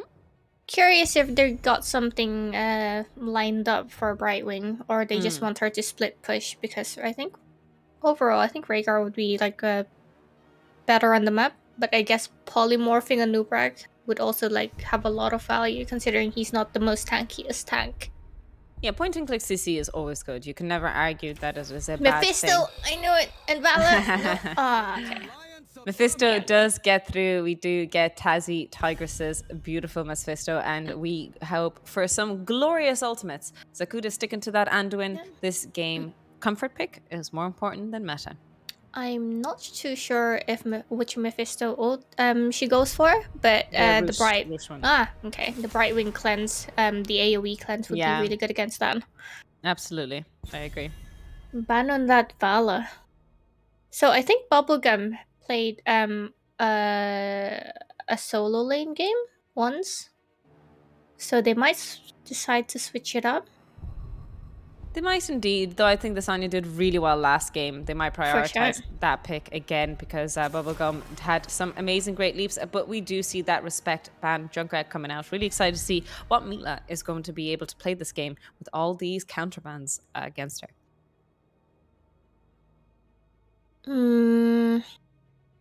Also which solo laner, but I think that might be picked last instead. Which range deeps are good? Sylva's good. True. You're all coming out. Ooh, we're going to see some Bambi action. Really good. Very late game hero. Does a lot of fake damage, but it accumulates over time and can be very devastating to deal with. Who said it? The fake damage. Was that... Oh, I know. It was the American player. There's streamer. a lot of them. The biggest American streamer is... Fan! There we go. Fan called it fake I actually damage. have not watched him for a while. Fake damage. Yeah, white damage. Paige Biscuit locks in the Sylvanas, and Bubblegum locks in her Deathwing. Very, very scary Deathwing Offlane indeed. Deathwing. Yeah, but even though she does pick the Deathwing in the offlane, she still does commit to the full range Q build, which I really like as well. And they did really well in the past with it. I think Paige could have played like Leoric or something. They would have gone grilled cheese. Would have been good. Oh, Arco locking in the Maiev. I'm so happy to see my hero in this game. It's so exciting. I'm a bit wary about the combo that they've set up with Maiev Lunara. I think that there might not be enough AoE burst damage from Lunara to follow up on a big page or something. So Team Snotra played this against us when we picked Deathwing. They went for Maiev as well as last pick. And I'll tell you what, like they didn't need that much setup. Like Maiev was like doing things on her own. I think they had a Junkrat at the same time, but this time they have Lunara.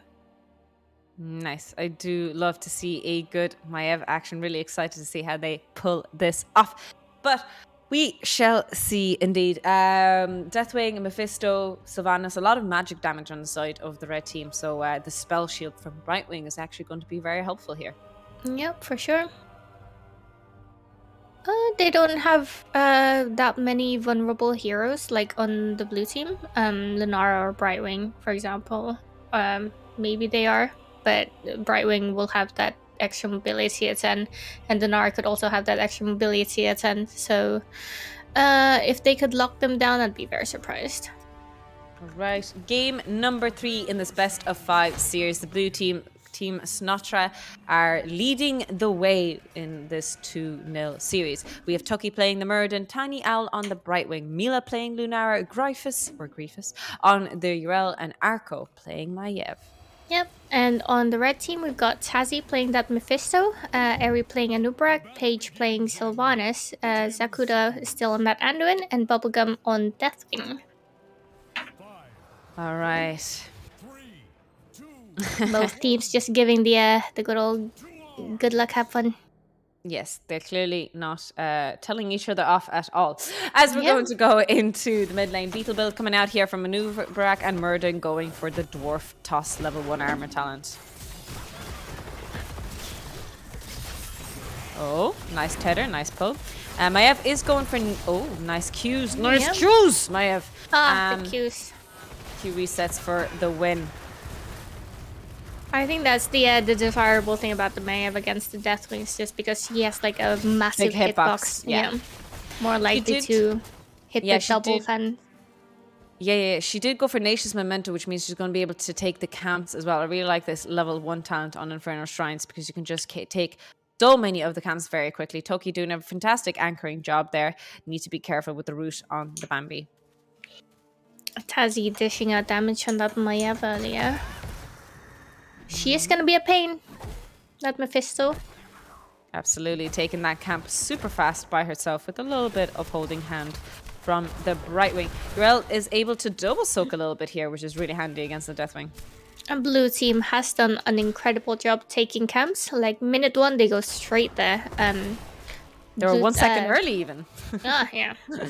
Red team is a little later. And this gives them the time to do bot camp.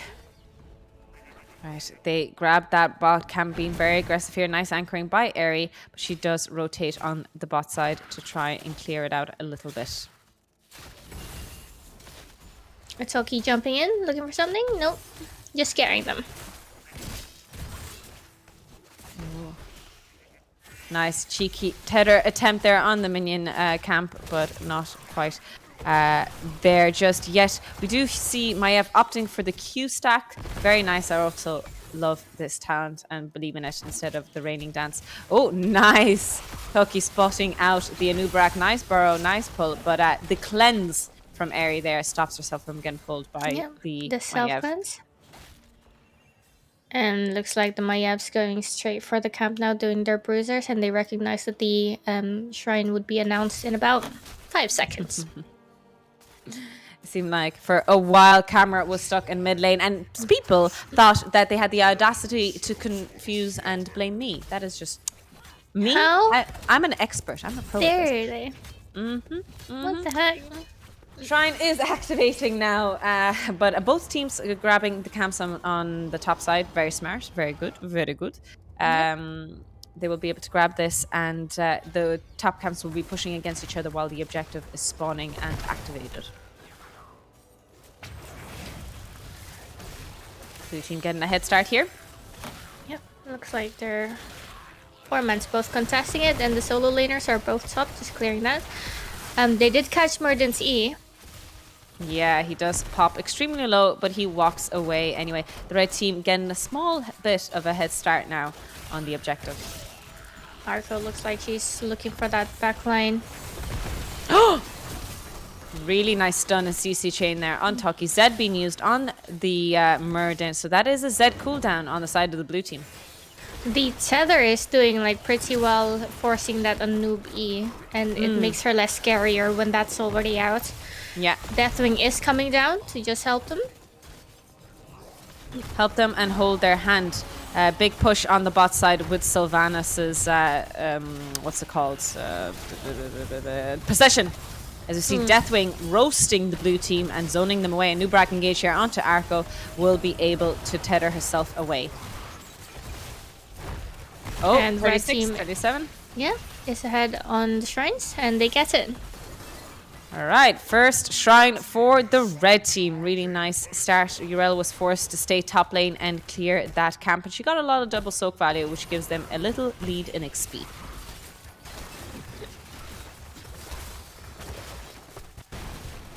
And the black arrows is out, making them easier to push. Would they push a little more? Push it, That's push it. double stun by John Cena. Big. And his name is John Cena. We do see Aerie try maybe dive in there. The blue team is so low, but it They're is still almost getting worrisome. that bot forward.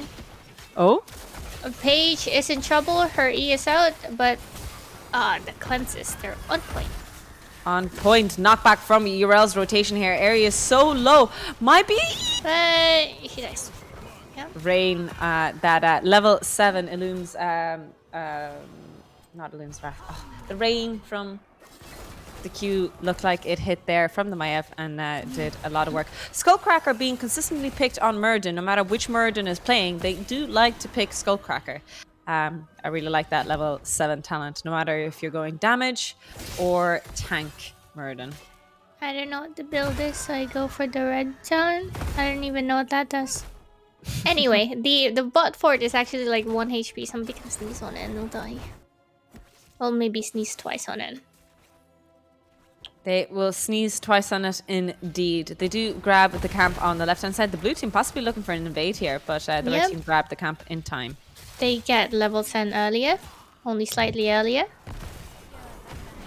Yeah, need to be careful. Griffiths gets a nice stun. Gets stunned. Nice polymorph here onto Aerie. She does get tethered back, but the CC chain is on cooldown, so Aerie knows she can get away safely. Level 10 coming in really soon for the red team.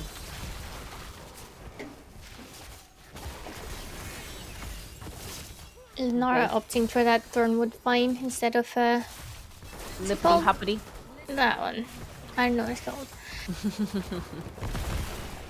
Durance, Wailing Arrow, Light Bomb, and Bellowing Roll. Yeah. Ultimates being picked: Cocoon, Wailing Arrow, Light Bomb, and a Bellowing Roar. Obviously, the Fear usually being picked up by the Deathwing. We haven't seen a heavy engage on either side of the team with the level 10s yet, but catching out someone with Cocoon will be really nice for the red team. Yeah, for sure. Paige looks like she's ready to sneeze twice. I think she will. Yeah, the minions will do the job for them anyway. Tazzy does commit the squiggly ability there on the Mephisto to take that fort down. Really good position for the blue team as they grab the bruiser camp here on the left-hand side. Yeah, really diligent with the camps once again. Just always getting there just before the other team does. But I guess they had to like sacrifice spot, which would have gone down anyway. So I think that's good decision making. This would also mean, yeah. Oh, the ultimate is actually being Durance is out, so they wouldn't have that.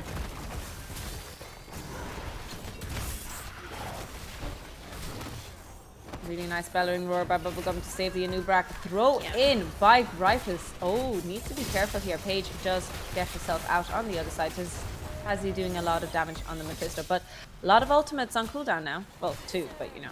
Yeah. And 1 ultimate on the blue side. That's on cooldown, but they're all gonna come back up shortly. Lots of damage here from Bubblegum on to Gryphus. Arco's falling a lot really of low. damage. Yeah. Sylvanas like did a lot of damage, and Tiny Owl's also going to go down.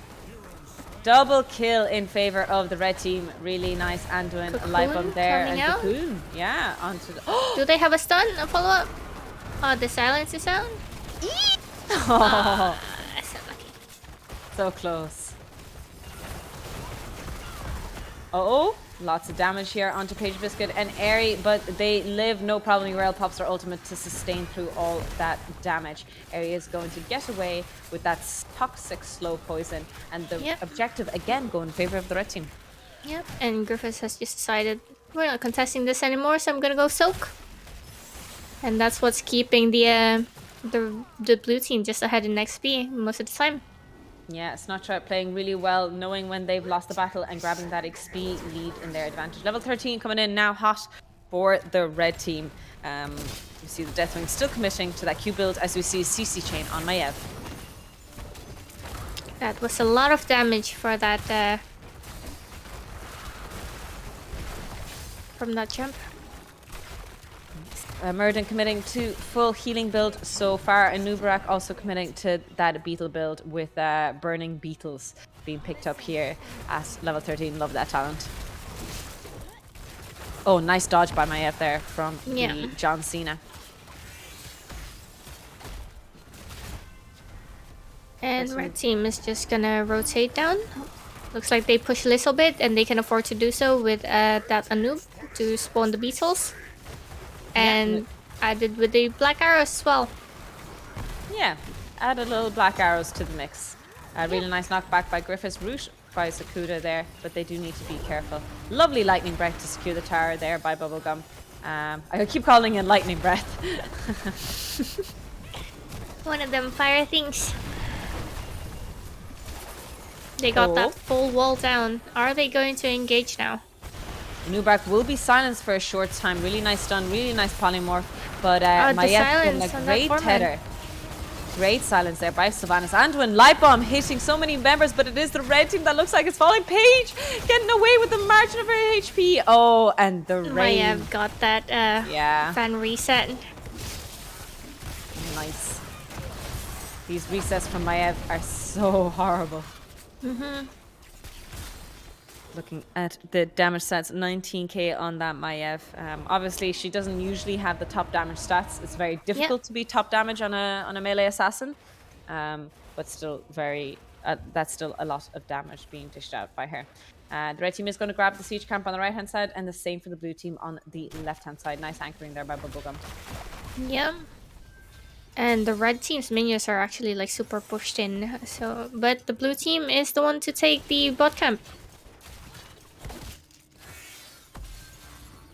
They grabbed that camp Very on the nice. bot side. Very well done. Oh.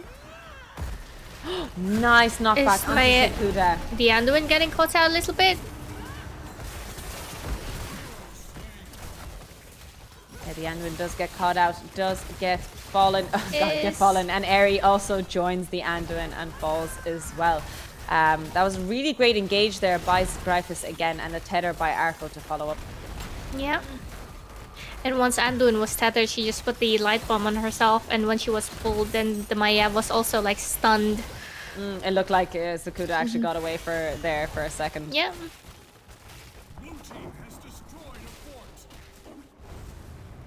Yeah, it's really amazing to see such an amazing URL player, to be honest. You don't get to see her a lot, but like seeing someone play her so well, you wonder why she's not giga meta right now.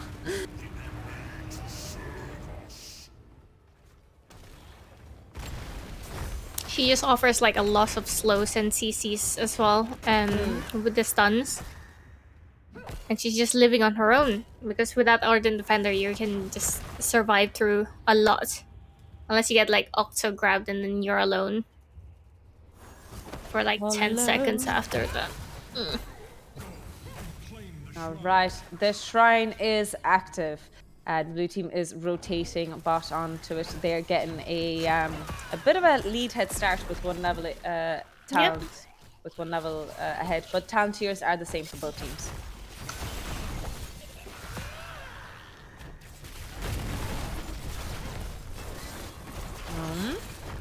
Oh, nice double root. root. Toki jumping in, getting a double stun onto the Anduin and Paige because the Skullcracker But there did is so much no work. follow-up. Really nice acro tether onto the Anubarak there. And the blue team looking like they're actually grabbing this objective. Paige in a bit of trouble here. Arco using the ultimate onto Eri. It will go off and keep her silenced. Oh, Mila solo. Bubblegum in trouble? Does she get out? Ah, it's a bit short.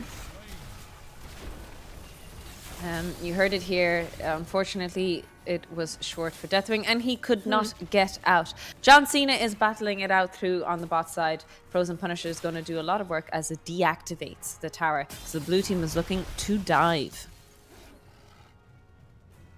Eri can bait this safely by eating out. Wonderfully done. I learned how to do that today. Known to do what, sorry?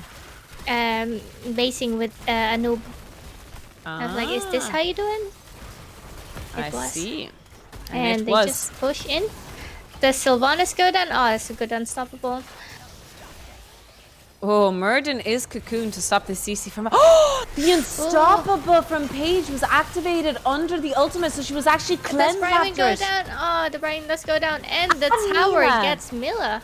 Let's go. Comeback here for the red team. Eri is so low. She's just running around in circles, Eri trying and to Paige not are tank pretty too low. much damage here. Arcro looking for that kill, but not overcommitting to Is it. this keep gonna go down? Oh. Somebody can sneeze on that. 143. The pink's coming out. 143 HP on that keep. They're looking for Urel. Move speed coming in. Oh. Eri is going to be silenced and put into stasis there, and there's nothing they can do about it. But it is just for safety. The red team does grab the bot siege camp in the meantime, while the rest of the blue team is waiting for the Brightwing and Lunar to respawn. Yep, and I think that they are closer to that level 20. But I'm not sure they're going to do much with it. Yeah, the red team know that the blue team is going to have level 20 pretty soon, so they are actually looking for an engage here. Do dismount the Gryphus, looking for an engage here, but she gets away with that movement speed.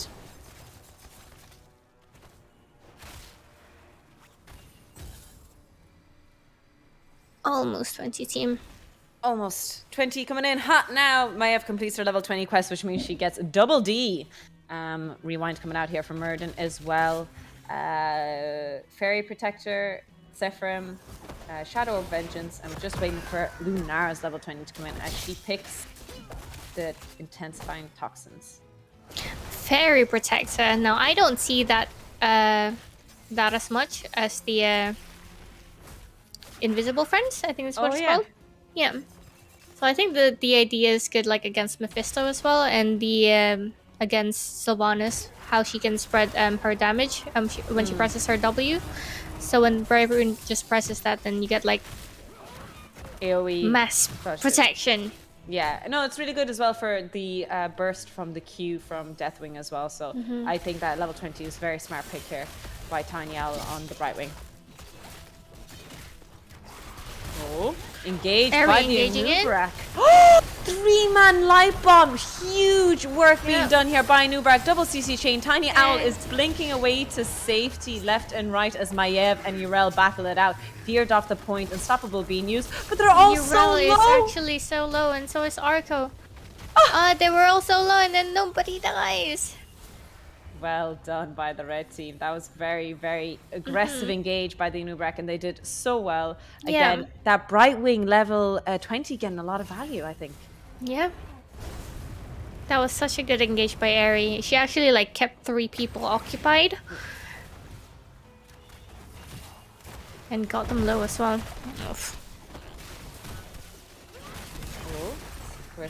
Now it's all about shrine control, I think.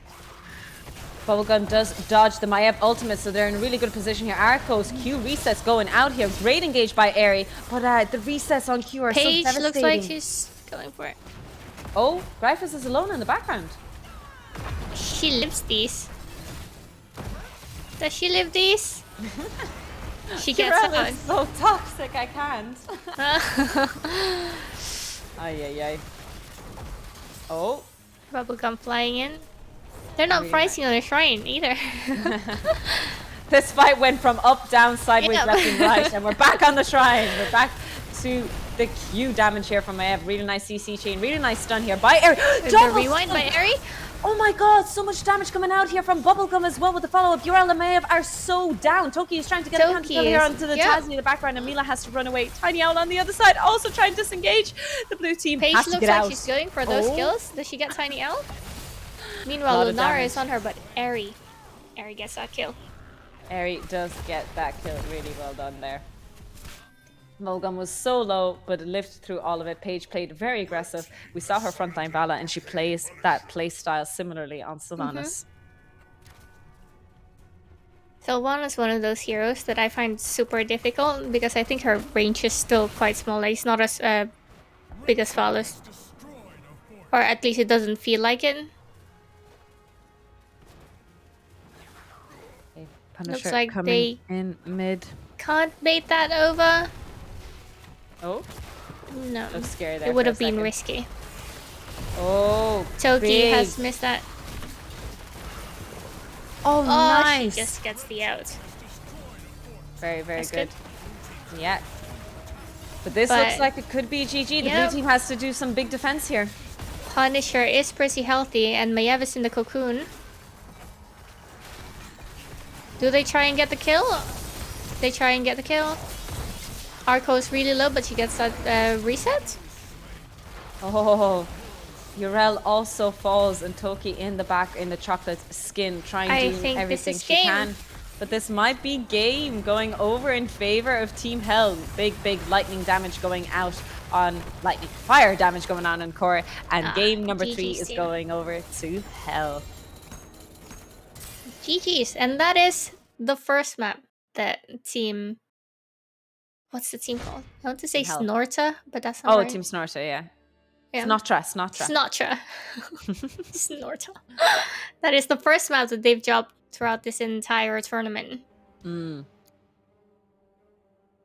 Very well done indeed. A lot of back and forth between the teams, but you can see how close these final series are, despite the fact. But a reverse sweep dream is alive as the red team do take the win. 2-1 now, still in favor of Snotra, so it is an uphill climb for Team Hell if they wish to win. We're just going to see.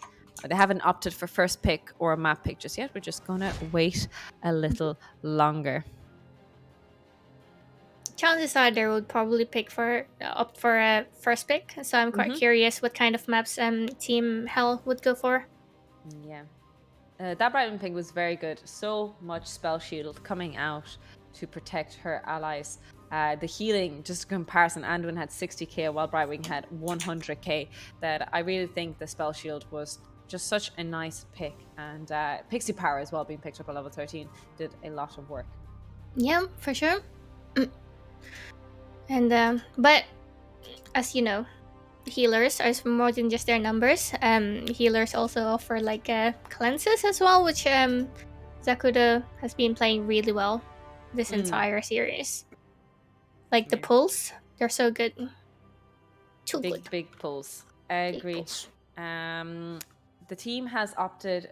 Team Snotra has opted for first pick, saying we would like to try how it is, as they played 3 games in a row where they were forced to pick the map. This is their first time trying out what the world looks like with first pick in their hands.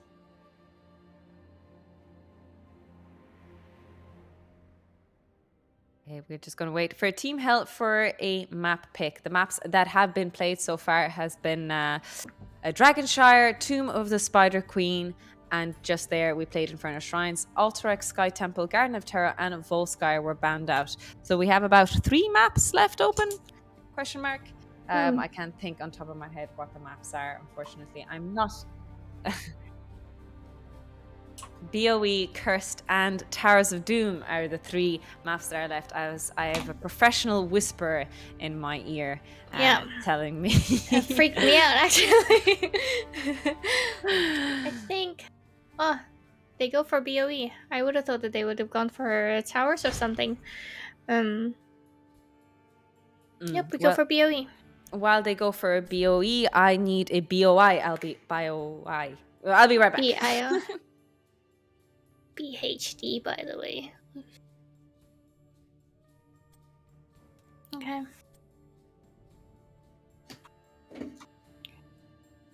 Okay, so if I look back on what we played on BOE, I think we played BOE against Team Snotra. Sontra? I don't know what the name is. It's okay, Jam. I have unmuted myself. And yeah, I mean, you could just have a little, maybe talk us through some of the stats that you put together. Jam herself put together some stats from yesterday's games. It's not open. Okay, well. Okay, I can tell you guys about it. Yeah. So I put together all the, I put them all in a parser, and I've got some stats here. Did you mess with the filters? Yes. No, I think I did that. Oh, did you? Okay, team. Yeah. But yeah, while Jam's sort of looking at that, as the voice from above, I just want to say a big thank you to everybody who's watching, everyone who's supported, everyone who's played in the Athena Championship. It's so great to see so many women taking part in this tournament. We had over 60 signups this time around, which is incredible. It's always so good to have such a great support, and you know, as sort of people like we had Misty earlier sort of say that it's sort of great to meet loads of other people. I think so. Stuff like the Athena and like Heroes Lounge in general, of course, as well.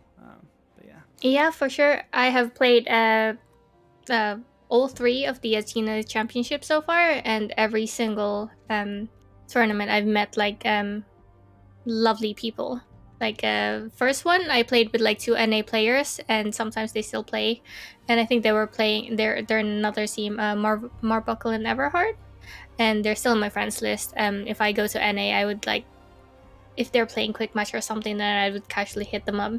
And for this year, last series, I played with friends mostly, with Eri, Paige Biscuit, who are in Team Hell, and as well as Taco, who is from my team, and Dari as well, Darnushka, who is also in my current team, well, the team, Team Freya.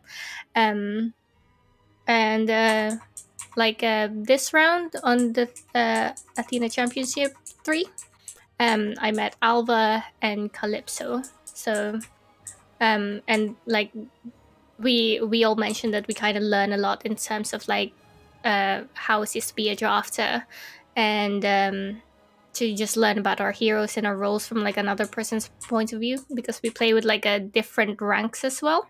So you get a point of view for different ranks. So stats. So I was really impressed with Akira and I think Penelope, because their KDA was, let's see their KDA. Their KDA in total, I think Akira had like 69 kills and assists, and then 1 death in 6 games, which was insane. And I think Penelope had something similar as well. And welcome back, Tofu.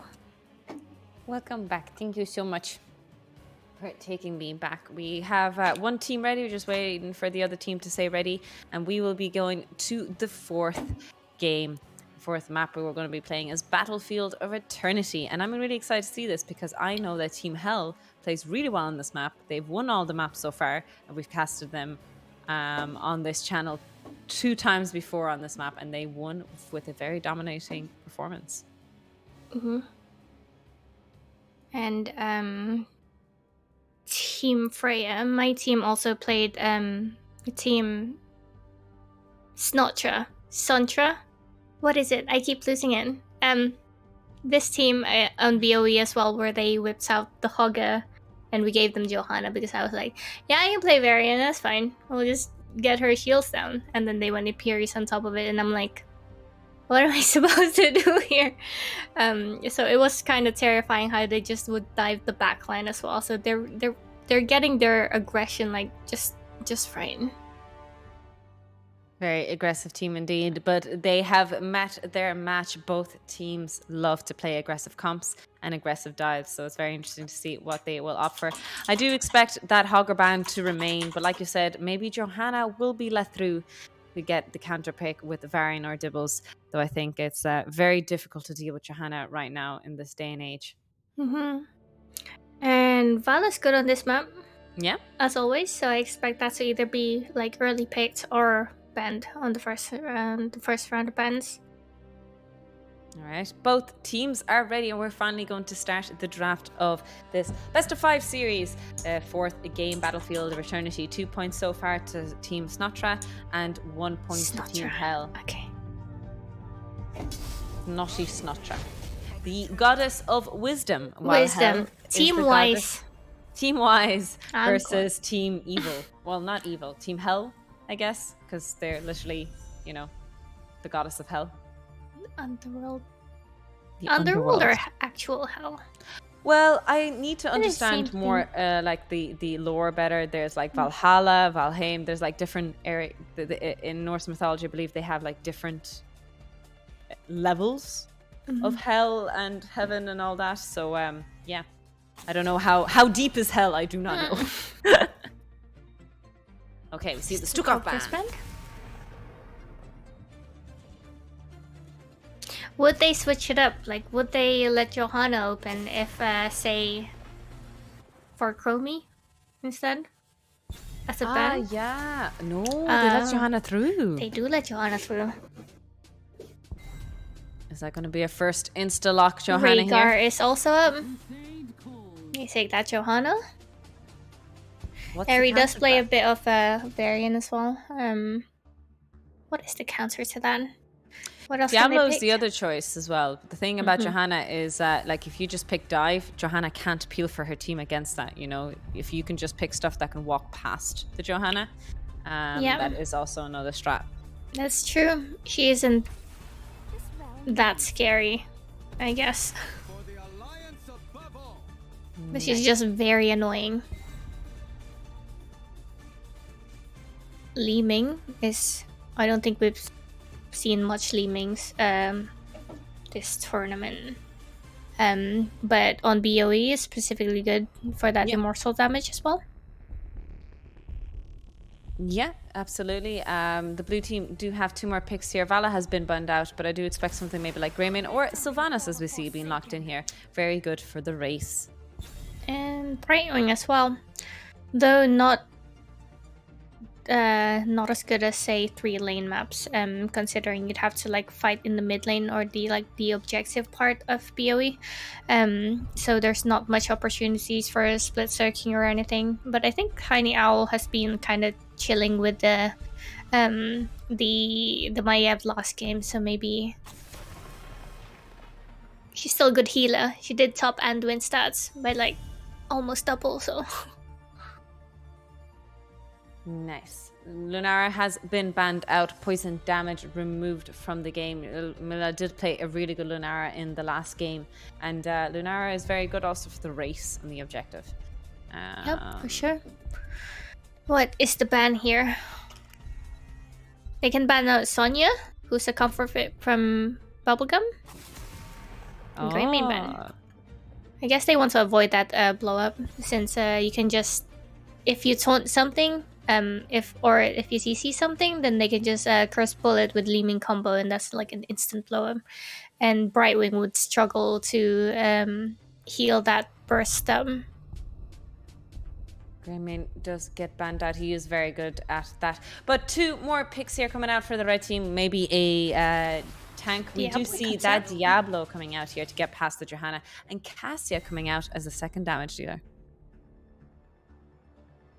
So both teams have blinds. So if ever you want to stall the other team from racing, then that can always come out. Obviously, Johanna's blind is easier to hit, and she can have two charges of that at level 1 if she goes for it. Ooh, Medivh and Malthel being locked in here. Absolutely love this spicy draft coming out from Team Snotra. Like it, like it, like it. What is the red team going to do in response with their offlane pick? Is it going to be Deathwing again, or is it going to be that Sonya? I would take Sonya over this. We shall see.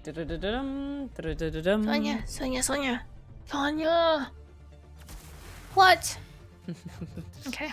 This is a draft that they've been doing very well on this map, so I completely understand. They go for Lightning Breath, and they go for, the standard Q build on Deathwing, and they just burn everyone to crisp. But the Medivh Protect is going to do a lot of work here. You think they'll go Protect? Or how do you mean? Oh. Sorry? Salvation? Or no? Do you think Salvation would come out? You said with the Anduin... Wait, you said Medivh Protect, not Anduin Protect. Sorry. I'm tired. I was trying to figure out what hero has Salvation. I forgot the Anduin's ultimate is Salvation. Yes. So yeah, I think the Medivh Protect is going to be really good in this game against the Diablo and Deathwing damage, especially the single target burst from Li Ming if she can follow up on Diablo's Q charge. But as we've been saying, Zakuda has been following up all the time on Diablo, so we shall see if she can do this game again. All right, would you like to introduce the blue team? Nah. Yes.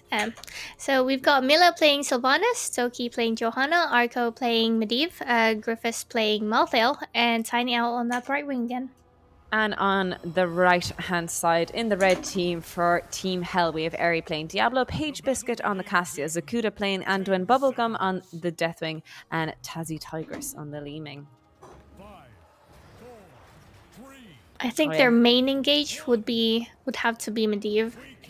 Or it would depend on what ultimate Johanna goes for, because both are currently very strong. I did forget about the matchup. Deathwing versus Malthal in the top lane is going to be very difficult for Bubblegum, unfortunately. It'll be very hard indeed. So I am hoping for some great plays on the bot side. Maybe that is how the red team will be able to dominate in this team fight.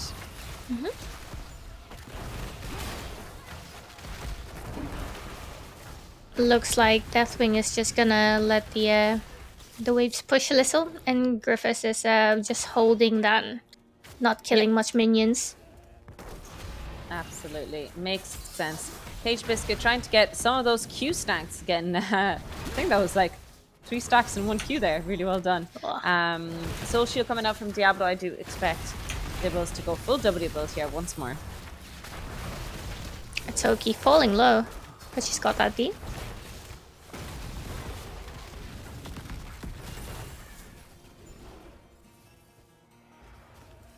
Yeah, they are looking to maybe posture around this camp. Actually, the red team beginning it. They're trying to force an engage here from the blue team. Toki moving slowly over onto the other side, blinding everyone as she meets them. Tazzy putting a lot of damage onto that the Sylvanas. I didn't expect this contestation to happen as Diablo is quite weak early game. But they do. Oh, they're also low.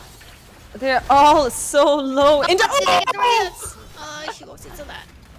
That would have been hard to really dodge. well You would have either like move down to get them closer, or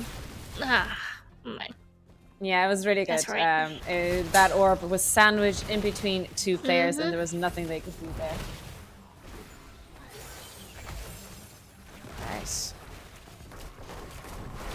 Deathwing is, of course, struggling a little bit against Malcal, but she's playing it correctly, letting the wave push in and accepting defeat very honorably. Yeah. The red team is grabbing the Bruiser camp a little early here, but they can cap the objective later if needed. Orb range reset thingy being picked here at level 4. W build connected by area here again. And looks like blue team is just taking that camp as well. It would be a little later, but Yeah. Malthal might have a chance to clear this camp pretty quickly before the objective actually spawns, so it's not too bad.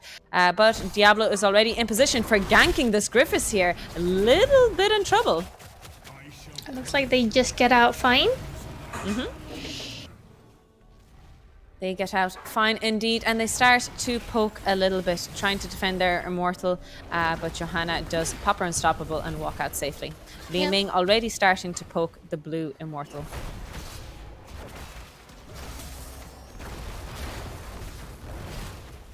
Paige is out of mana. Ooh. Paige is out of mana indeed. She does get pulled to safety. Medivh using the tunnels to try and get on the other side. But Zakuta is in so much trouble. And she doesn't live through that damage because portals are cheat. Medivh is cheat. Hate that guy. Yeah.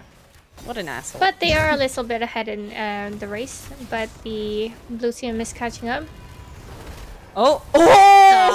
Eri, Whoa, imagine you so got that. cool. That was so good.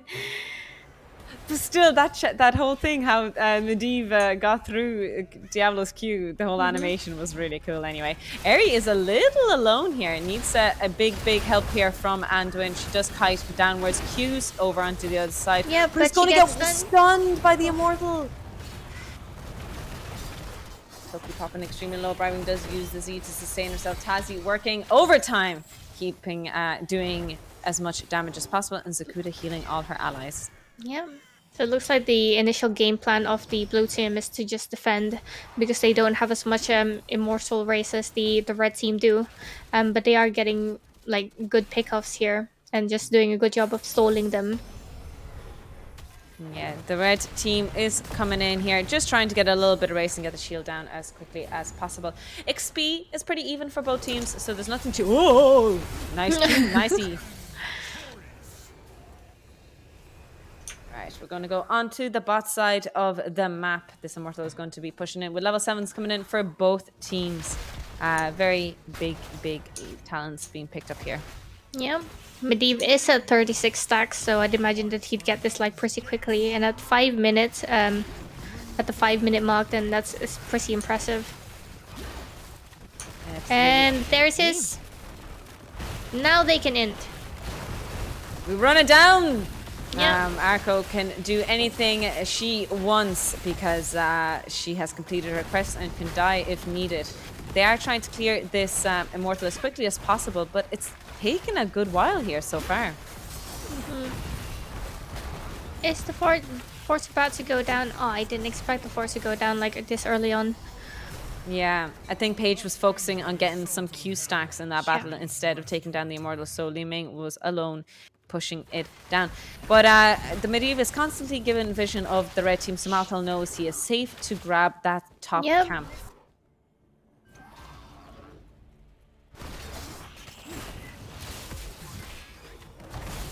Paige still poking away, trying to get those stacks. He is going for that late game.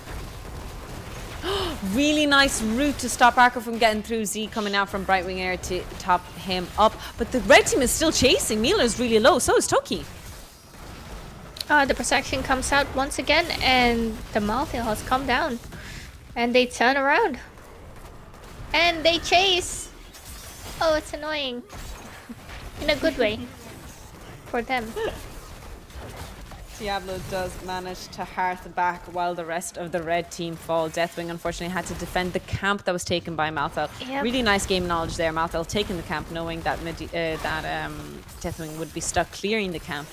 And that was a big rotation from Malthal as well, as they were able to like secure those kills because he came down. Oh, really nice flip there. So difficult to do. Oh, Mila? Misclicks happen, you guys. Especially on Medivh portals. Yeah. Tell me, like, it's the worst thing. Yeah. Ugh, I hate it. As me too. I make a habit of not going through them because the only times I intentionally do, I die. And I'm like, what? Oh, we do see an possible engager from the red team, knowing that Sylvanas isn't there for a couple of seconds. Really nice wall bang here, really nice route, really nice CC chain. Griffith's popping extremely low. APOC being used, ley line overlapping. Paige doesn't get that away. That was an insane ley line. They do take the camp, but at what cost? Oh. At what cost? Indeed, Medivh gets flipped over onto the other side. Can't get through the portal in time. She got there in time. The red team is doing so well here against this difficult comp. It is so hard to play into a Medivh and a Malthal as well on top of that. For sure. Okay, the red team, the blue team is racing the red Immortal pretty quickly. They're going to get it to halftime. But, you know, the red team are going to tap. They're going to look for a re-engage as you see Eri queuing in and get the flip over on Johanna. The protection comes out. Bubblegum actually like landing with like half HP. And I think she dies here.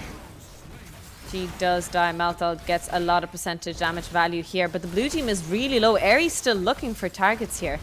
Does use her W to sustain herself, and she will heal to half HP. Yeah. The power of the W build. Big heals.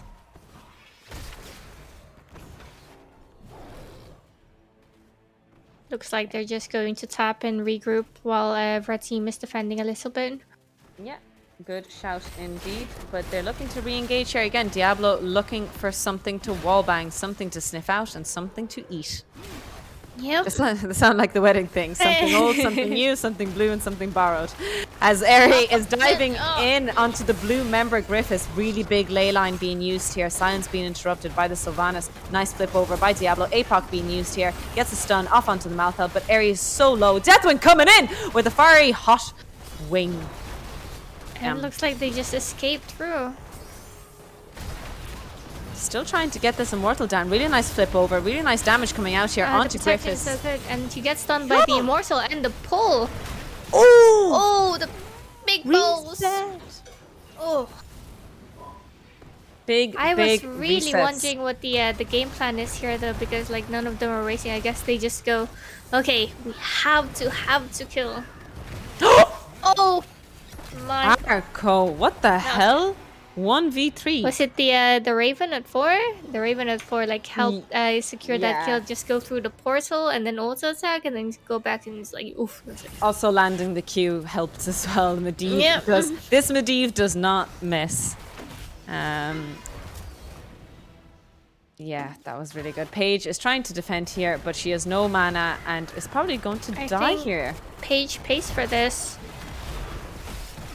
Stack. Two last right stacks, and the objective goes over into the favor of the blue team, and they don't have they are missing 1 DPS to defend against this. Paige is stacking. Cassia is stacking. We going for a late game, Tim? Yeah, we are going for a late game. All right. The blue team is sieging the top side here. The fort is going to be deactivated here, so the blue team is actually going to pretty much guarantee the fort and possibly go for a keep wall here. Yep, meanwhile Griffiths is pushing that bot lane as well. Oh! Oh, they get the wallbang? They do get a wall bang, but a fantastic Blessed Shield from Toki saves Mila's life. Really nice Brightwing Z coming out here as Aerie falls. Is in trouble. Paige is next on the desired Death Wish list. Diving in, really nice Valkyrie onto Tiny Owl, but they don't secure a counter kill here. Black Arrow should be up soon as well, and now it's up, and I think they're going to secure this keep. Yeah, this keep is going down with Sylvanas' trait being used very well here. Falling down very quickly. The rest of the blue team trying to find something here, but they decide to leave. I don't think they're going to go for core just yet. Yeah.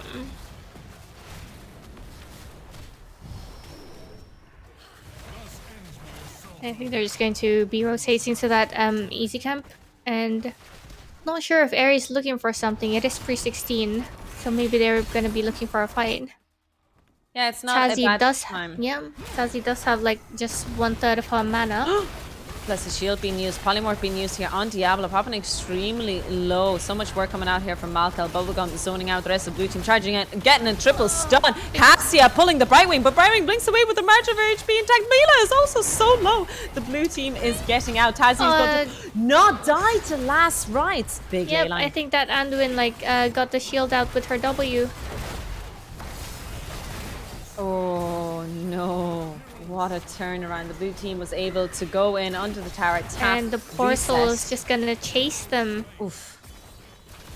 And I think Anduin should go down here as well, but would they end? This is GG. Could they end? They could end.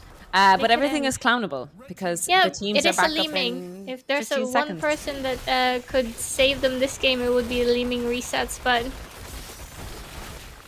yeah, they're full health. Go Ming!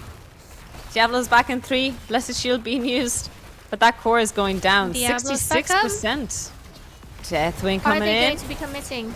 Atoch on that Sylvanas, and the lane line comes out, allowing them to make space. Oh, Medivh! Medivh falls. And I think Aerie falls as well with that last right. Yeah, but the core is 54%. They actually saved the game here. The thing is, other than Sylvanas, they don't actually have any damage on the core. For sure. But 50% is still about 50% of their core, which is quite significant, yeah, of course. considering it's only like 15 minutes into the game. But they do get like the race advantage here on the side of our team. Yeah, they get the half time in their favor, which is really, really good. I'm sure they're very, very happy about that. The quick camp call here. Yeah, very nice. I like it. Yeah, As he just needs to be to- careful here. Yeah, alleviate that pressure from top lane. But the blue team did start racing, and they are catching up. Yeah, level 16 still not coming up here for the red team, but Aerie needs to look for something here. She's trying to find a pick off, but taking a lot of damage in the meantime. And they've completely closed up with the race. It's actually about even now. Yeah.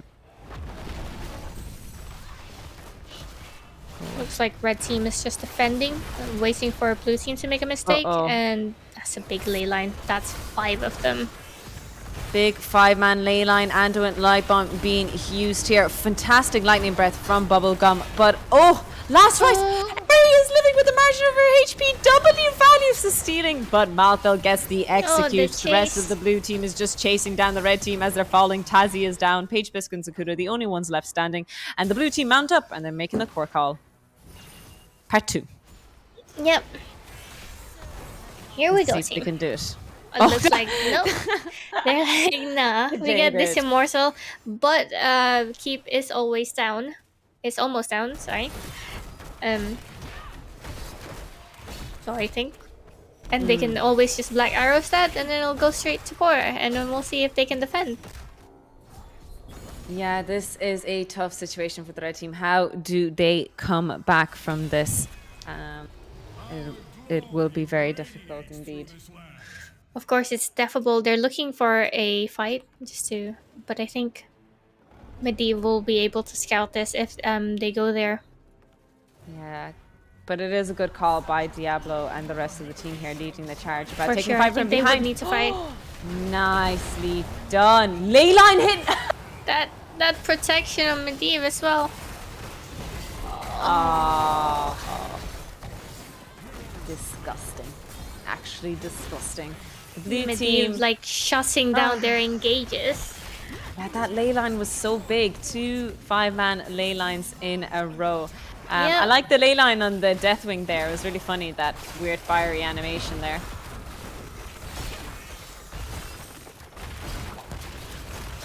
GG. The final GG.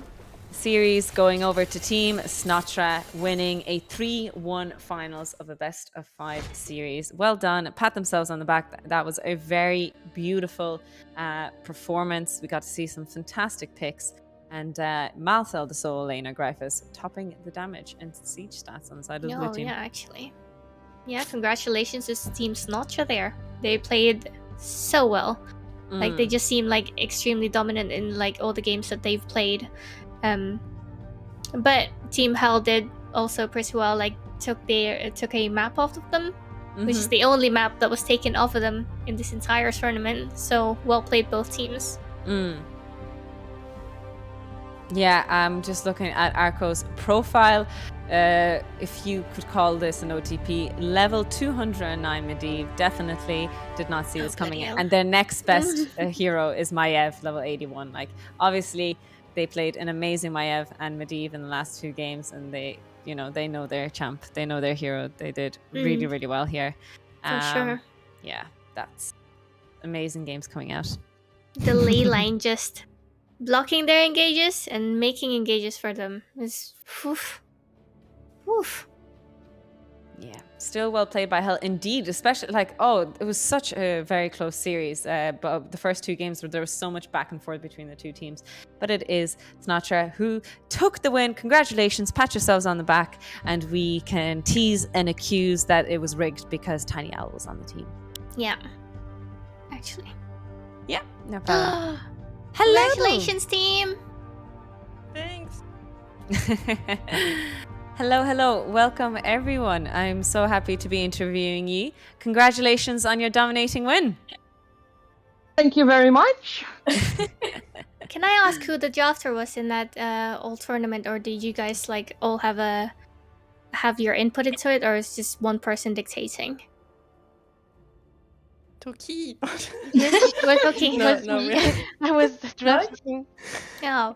Yeah, but we also all had our own inputs. Yeah. If we wanted to pick something. Very well played in They all of your didn't want me games. to play the I don't know why. No. Like in terms of solo lane, it was a really strong Hogger and Urel as well. Did you feel that you were a little bit like limited, or you weren't limited by any solo lane bans? Well, the Huggers ban were a bit annoying because I have a lot of fun playing the hero, but I think I played like 4 or 5 different breathers over the tournament, so I didn't really feel impacted. Well, it was annoying, but when I didn't need to win a 1v1 or something, it was okay to not have my main breathers. Fair enough. Yeah. And I was a bit happy to be able to play Malthael again because I stopped playing him for a while, and now that I was with the team, I thought it was the time to try him out again a bit, and it's working well. So maybe I will play him more. Is this? Did you guys scrim beforehand or practice beforehand? If so, what kind of practices did you do? I think we did a few scrims, like maybe 3 times, but some of them was not as 5. Yeah. Mhm. So I think we did 2 scrims as 5, and that's more or less it. Sweet. Yeah, really well done. I definitely love the picks, love the drafts, and you played really, really well in this final. How do you feel? I suppose is the final and biggest question. Are you really excited that you won the All Women's Tournament Championship Yeah. season 3? Yeah, that's so cool. Yes. Winning must feel really, really good. I loved the drafting as well. So if Tucky was the drafter there, who's the shot caller? Is it Tucky as well? Yes. It's a bit of everyone, I would say, though. Yes. Yes. I would say mostly Toki, but we're really good at just communicating. Yeah. Oh no, Gryffus, stop it! No. Yeah, Toki is our MVP. No. Because she's The secret MVP. her main role is not tank, so she had to What? learn. She had to learn how to tank for the Yes, I tournament. only have 3 picks. It's Joe, Mura, and Anu. Anub. Yes. And you played them so well. I'm so happy they ban all the other, the Chromie of Mila, the Ogre of Cliff, and the Medivh of Arco, because Tiny and I don't have a lot of picks. Yeah. Well It's a done. good shield. I'm very surprised that you're not a tank player. There was some great engages, great disengages, and great anchoring and just game knowledge. It was very well done, very impressive. Thank you. Trans, do you have any last words, questions, or anything else you'd like to input for us here?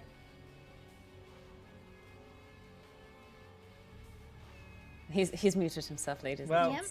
hello everybody. I'm doing the bit that basically Tiny Owl would have been doing had she not. But she won. But yeah, I'll be awarding everyone's points as well in the chat. But well done, congratulations! You've won yourself some Heroes Lounge Athena Championship stickers. Unless Tiny Owl decides that we're going to have the golden thrones that she suggested. But yeah, really well done. It's incredible to see. You guys were on top form throughout the day, throughout yesterday as well. Unfortunately, we didn't get to cast you yesterday because you were just winning, and we were like, we'll make sure we do the lower teams yesterday. And then today you've come out full force. I think everyone has been sort of really amazed at the way you guys have been playing, and some of your hero picks, just generally you guys, everyone had their star moments, and it was really impressive to see. Yeah, and thanks again everyone who's watching at home. Obviously, I'm sort of the man in the background of this incredible women's tournament, but it really is all the players, the casters, and everyone else who takes part in organising it. Big thanks to Typhoon as well, who has done a lot of the admin work yesterday, and Eric's the Swift as well as another one of the admins. And yeah, I think shout out to Phil, by the way, or / Bluesbreakers, who casted a lot of the series as well yesterday, as well as the other semi-finals today. Really big shout out to them. Just make sure that we can get more matches cast of the Athena Championship, and everyone gets to have a good time. But yeah, once again, congratulations, guys. You really deserved it. Yay. Can I say one thing, Trans? Because I didn't know these girls before up until a couple weeks ago, and I think it was really nice just getting to know some more ladies in here, and yeah, it felt really cool that we just kind of matched together. Like we also just had fun and laughed a lot and had good time. So thank you, girls, as well, for just being pretty cool to play with. Yeah, I think the team dynamics were really cool. I mean, even if we didn't know all each other, like Mila, I knew Mila, and Arco and Toki knew each other, but otherwise, I think the team just built itself quite well. Definitely. I also had the same experience, so shouts out to Trans and Tiny Owl and the rest of who set this Athena championship up. Like, it's been like a pleasure, like actually being a part of this and participating as well. Yay! Yeah, it's so Trans. good. Thanks for everything. Chance is just busy crying in the background. No, He's just so grateful and Yeah. thankful. Yeah, it's really great. The Athena Championship will for sure return at some point, I'm sure. We just have to try and find out when, basically. Yeah, I think unless anyone's got any more shout-outs, I think that's pretty much it for everyone. Yeah. To Tofu. Hug To you. Tofu. Good, Yay. good A casting. shot. Oh my god. An amazing makeup. Yeah. I'm committing to this. I can't wait for the Egyptian goddesses then next, because like I'm going to go full on with theme with this. It'll be exciting. Whatever we decide to do, if we even decide to switch anything up. But yeah, it will be a good series. Will we finish up here, Trans? Will we say our greatest and saddest farewells? Yeah, you do the sign off, Tofu, and then we'll see everyone next time. All right. Thank you so much, everyone, for watching the Athena Championship. This was the season 3. Our finalists were the winners, who are here in the chat with me, as Team Snotra, the goddess of wisdom. They were wise and patient and won the whole series, going to achieve some lovely, glorious stickers as their prizes. But yeah, thank you so much for everyone in the chat supporting, everyone being kind, and just, supporting such a important area in gaming, women in gaming. It's a really great event, all organized again by Trans, Tiny Owl. A lot of people behind the scenes have been on this, so we're really grateful for the work that everyone's put in. And we shall see you in another Athena Championship season 4 coming soon in cinemas near you. Bye bye.